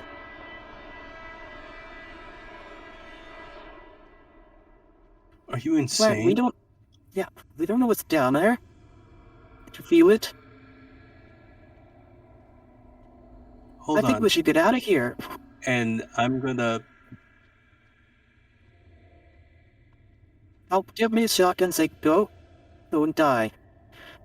I positioned the salvage drone angled down that way to see if it picks up anything. Let me read salvage drone. Battery-operated remote control drone requires 2 hands to operate. Receiver can fly. Perfect, it can fly. Yeah.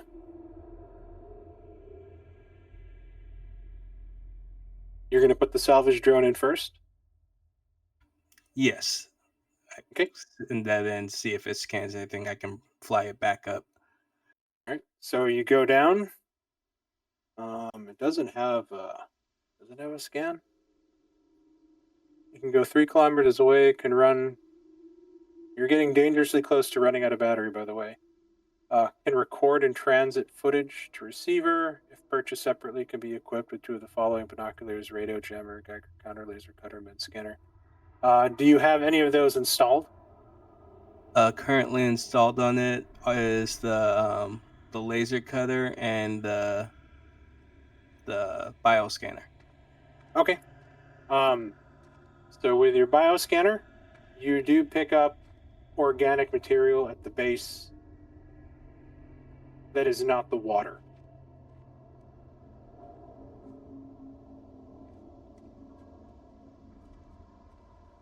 Okay, I will let them both know that as I direct it back up. Unfortunately, there's no camera on it, so I don't know what it's reading down there, but that it is reading something down there.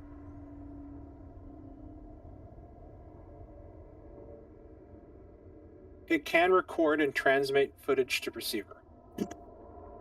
Oh. You do get down. The bioscanner goes. You are picking up a lot of refraction from the built-in light from the camera. As you sort of hover down, you do see the blinking light further down. It's hard to tell the depth of it. And again, below the surface, you just see this sort of flash of illness.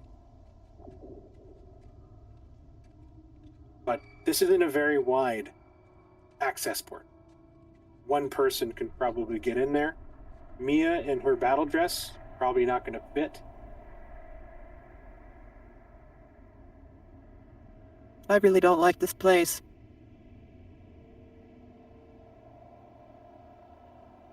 Yes, I said take your shotgun and go die. You're not going to fit, Sergeant Tracy. From what I'm picking up and how tight that space is. He can fit. He's only wearing standard battle dress. Anybody in a vac suit or the advanced battle dress, there's just too much gear on them to be able to fit in this tunnel. But I mean, Dr. Starsmore, you can totally fit in here if you want. I'm a doctor. I ain't going down in that.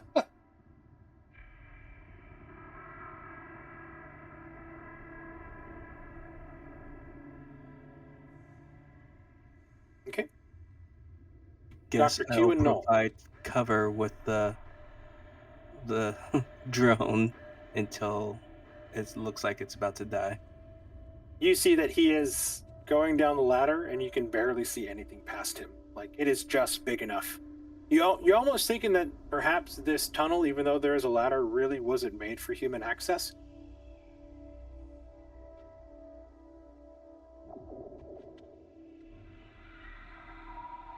That just seems odd. Because you guys did notice that there were a lot of drones that are used in this place. Repair drones, cleaning drones, a lot of them are inactive now. Even the mechanical drones you saw in the subdock that you could imagine probably take care of anything that might happen to the hull or the bulkhead outside. So, That which means probably more batteries that can be used to recharge my drone. yeah, interesting.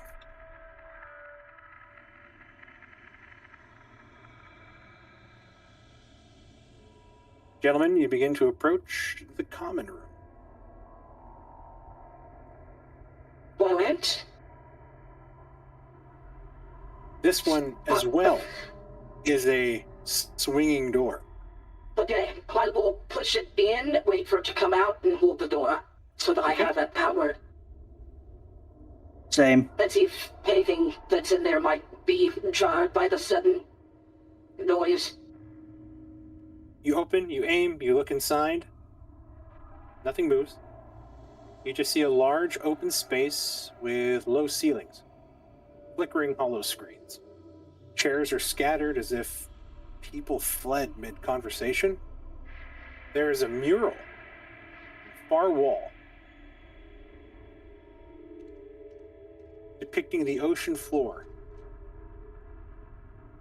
You sort of shine a light on it and it appears subtly distorted. Curves are misaligned. Depth impossible.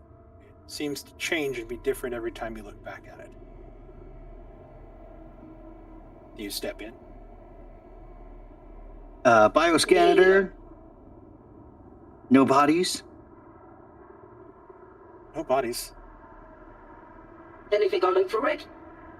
Yes. You see a heat signature emanating on this side of the room, and you see a brief heat signature emanating on this side of the room. Doctor, there are 2 heat signatures in the room. One in opposite corners. Bioscanner say anything? Bioscanner's got nothing. But Bioscanner's perhaps. got nothing. Where did you say the other null unit was? Downstairs? Oscar had said that the null unit stayed in 2 places, security and, when needed, would talk to the administrator on the 3rd floor. I say we head to the administrator's room on the 3rd floor, see if we can upgrade our clearance, so we can get operational security back in order. Do we see anything over here? Or over Just here? that weird mural. Sort of hear like a sound of like a vending machine going off. Sort of look at the far corner and you can see that the vending machine, something's coming out of it.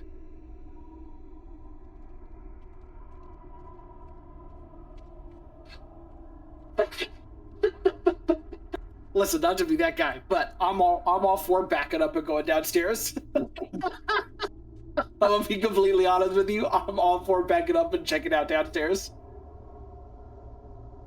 We look at each other, look back, and just slowly close the doors as we back out.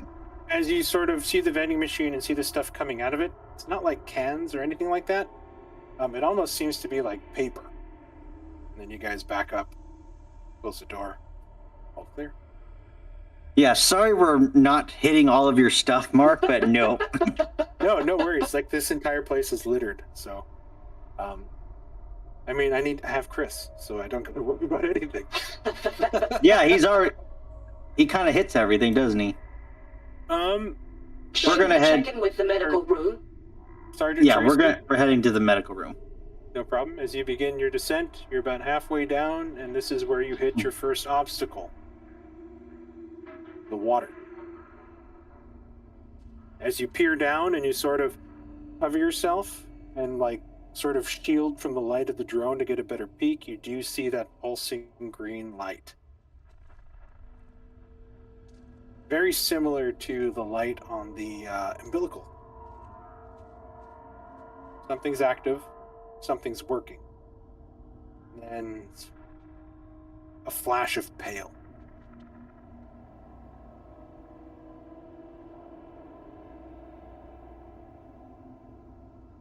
Yep.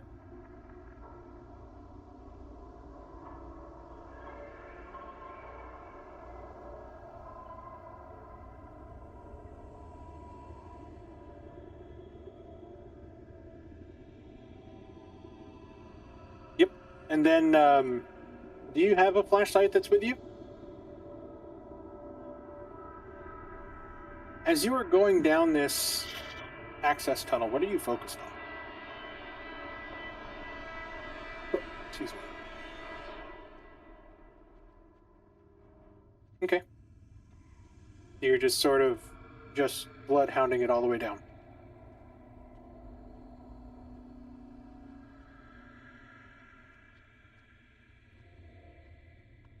Problem.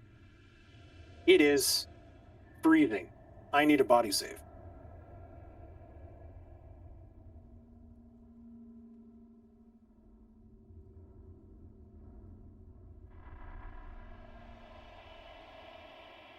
This is like polar plunge. You're going to gain a stress. You are also going to take 1 point of damage. Your mind is very clear, clearer than it's been in quite a while, just due to the shock of temperature. But you do probably realize that you cannot stay here too long as you begin to sort of sink and pull yourself down. As you get closer to the light, the flash of pale, I need a fear save.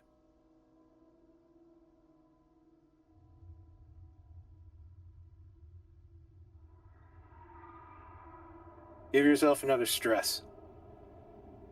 Out of the shadows, your light sort of goes down, the face comes up, the eyes are wide, and it's smiling at you. Hands flowing up towards the top of the water. The flashes of light, the pale skin. This body, however, not rigor mortis, but seemingly wedged in the tunnel, ass down.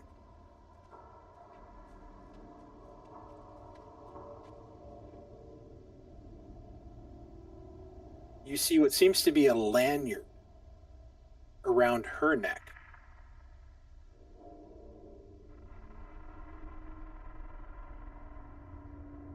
You go down and you begin to reach for the lanyard.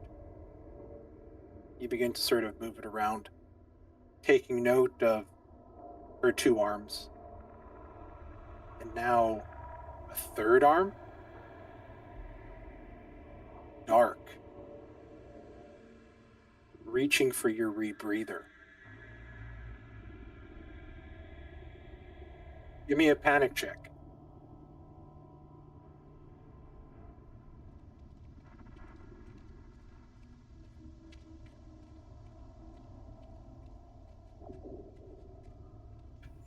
Since the drone is still kind of near the surface and everything, I'm probably still only seeing the blinking light. You don't see the blinking light anymore because his entire body is sort of covering it up. However, watching the screen, you do see that the water begins to move violently.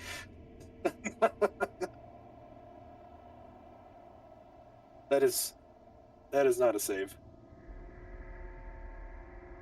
I am now going to have you roll on the panic table. Please roll another d20. First of the session, all right.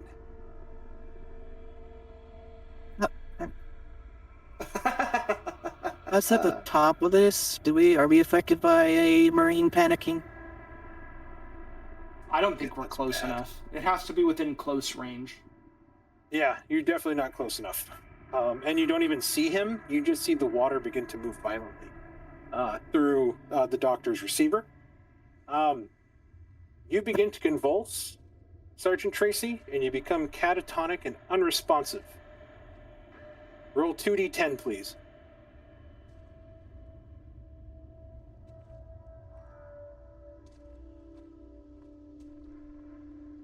All right. You were catatonic underwater for 10 minutes as you sort of convulse and you almost like pass out.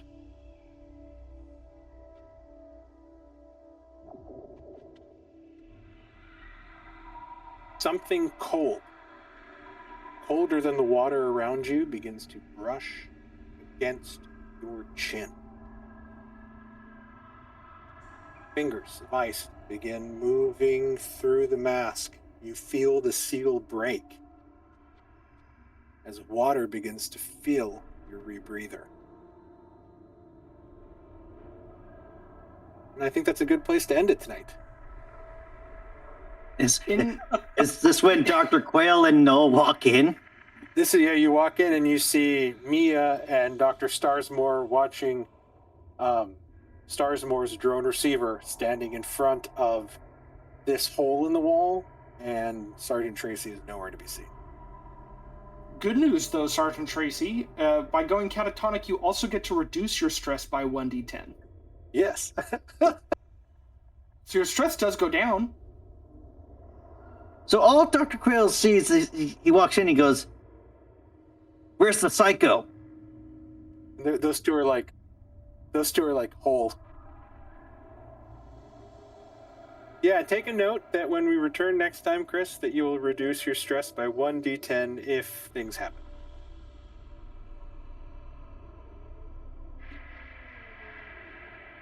I'm surprised Dr. Starmore stayed in the room with two crazy Marines.